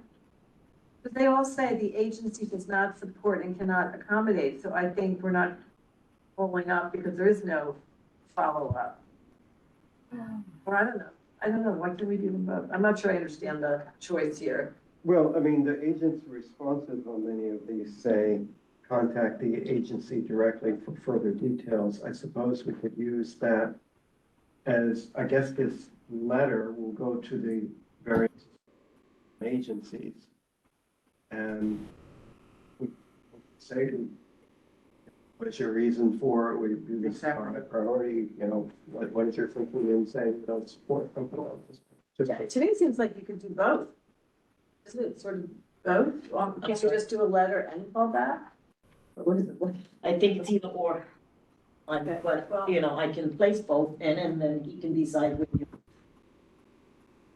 How do we feel about, I mean, were they phone call and letter, no? You know, I didn't really understand the value of it, but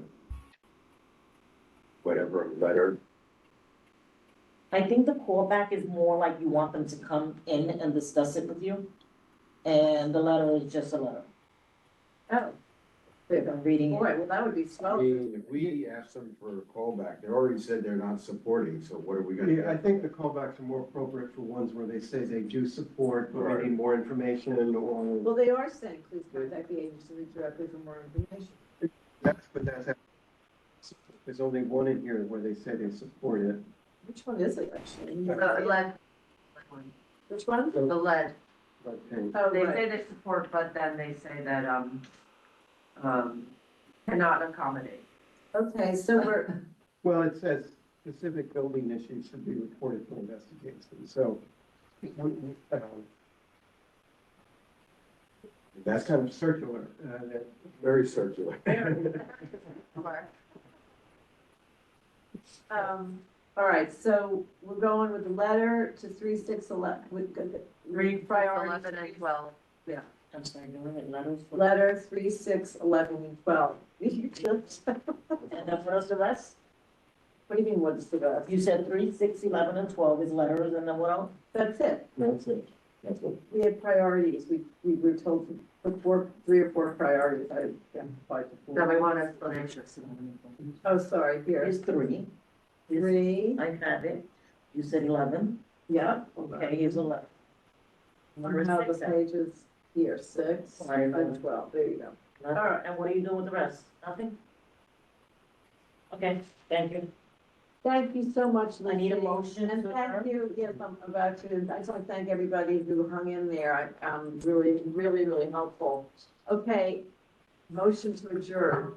Second? All in favor? Good night, Nancy, All in favor? and everyone else. Good night, everybody.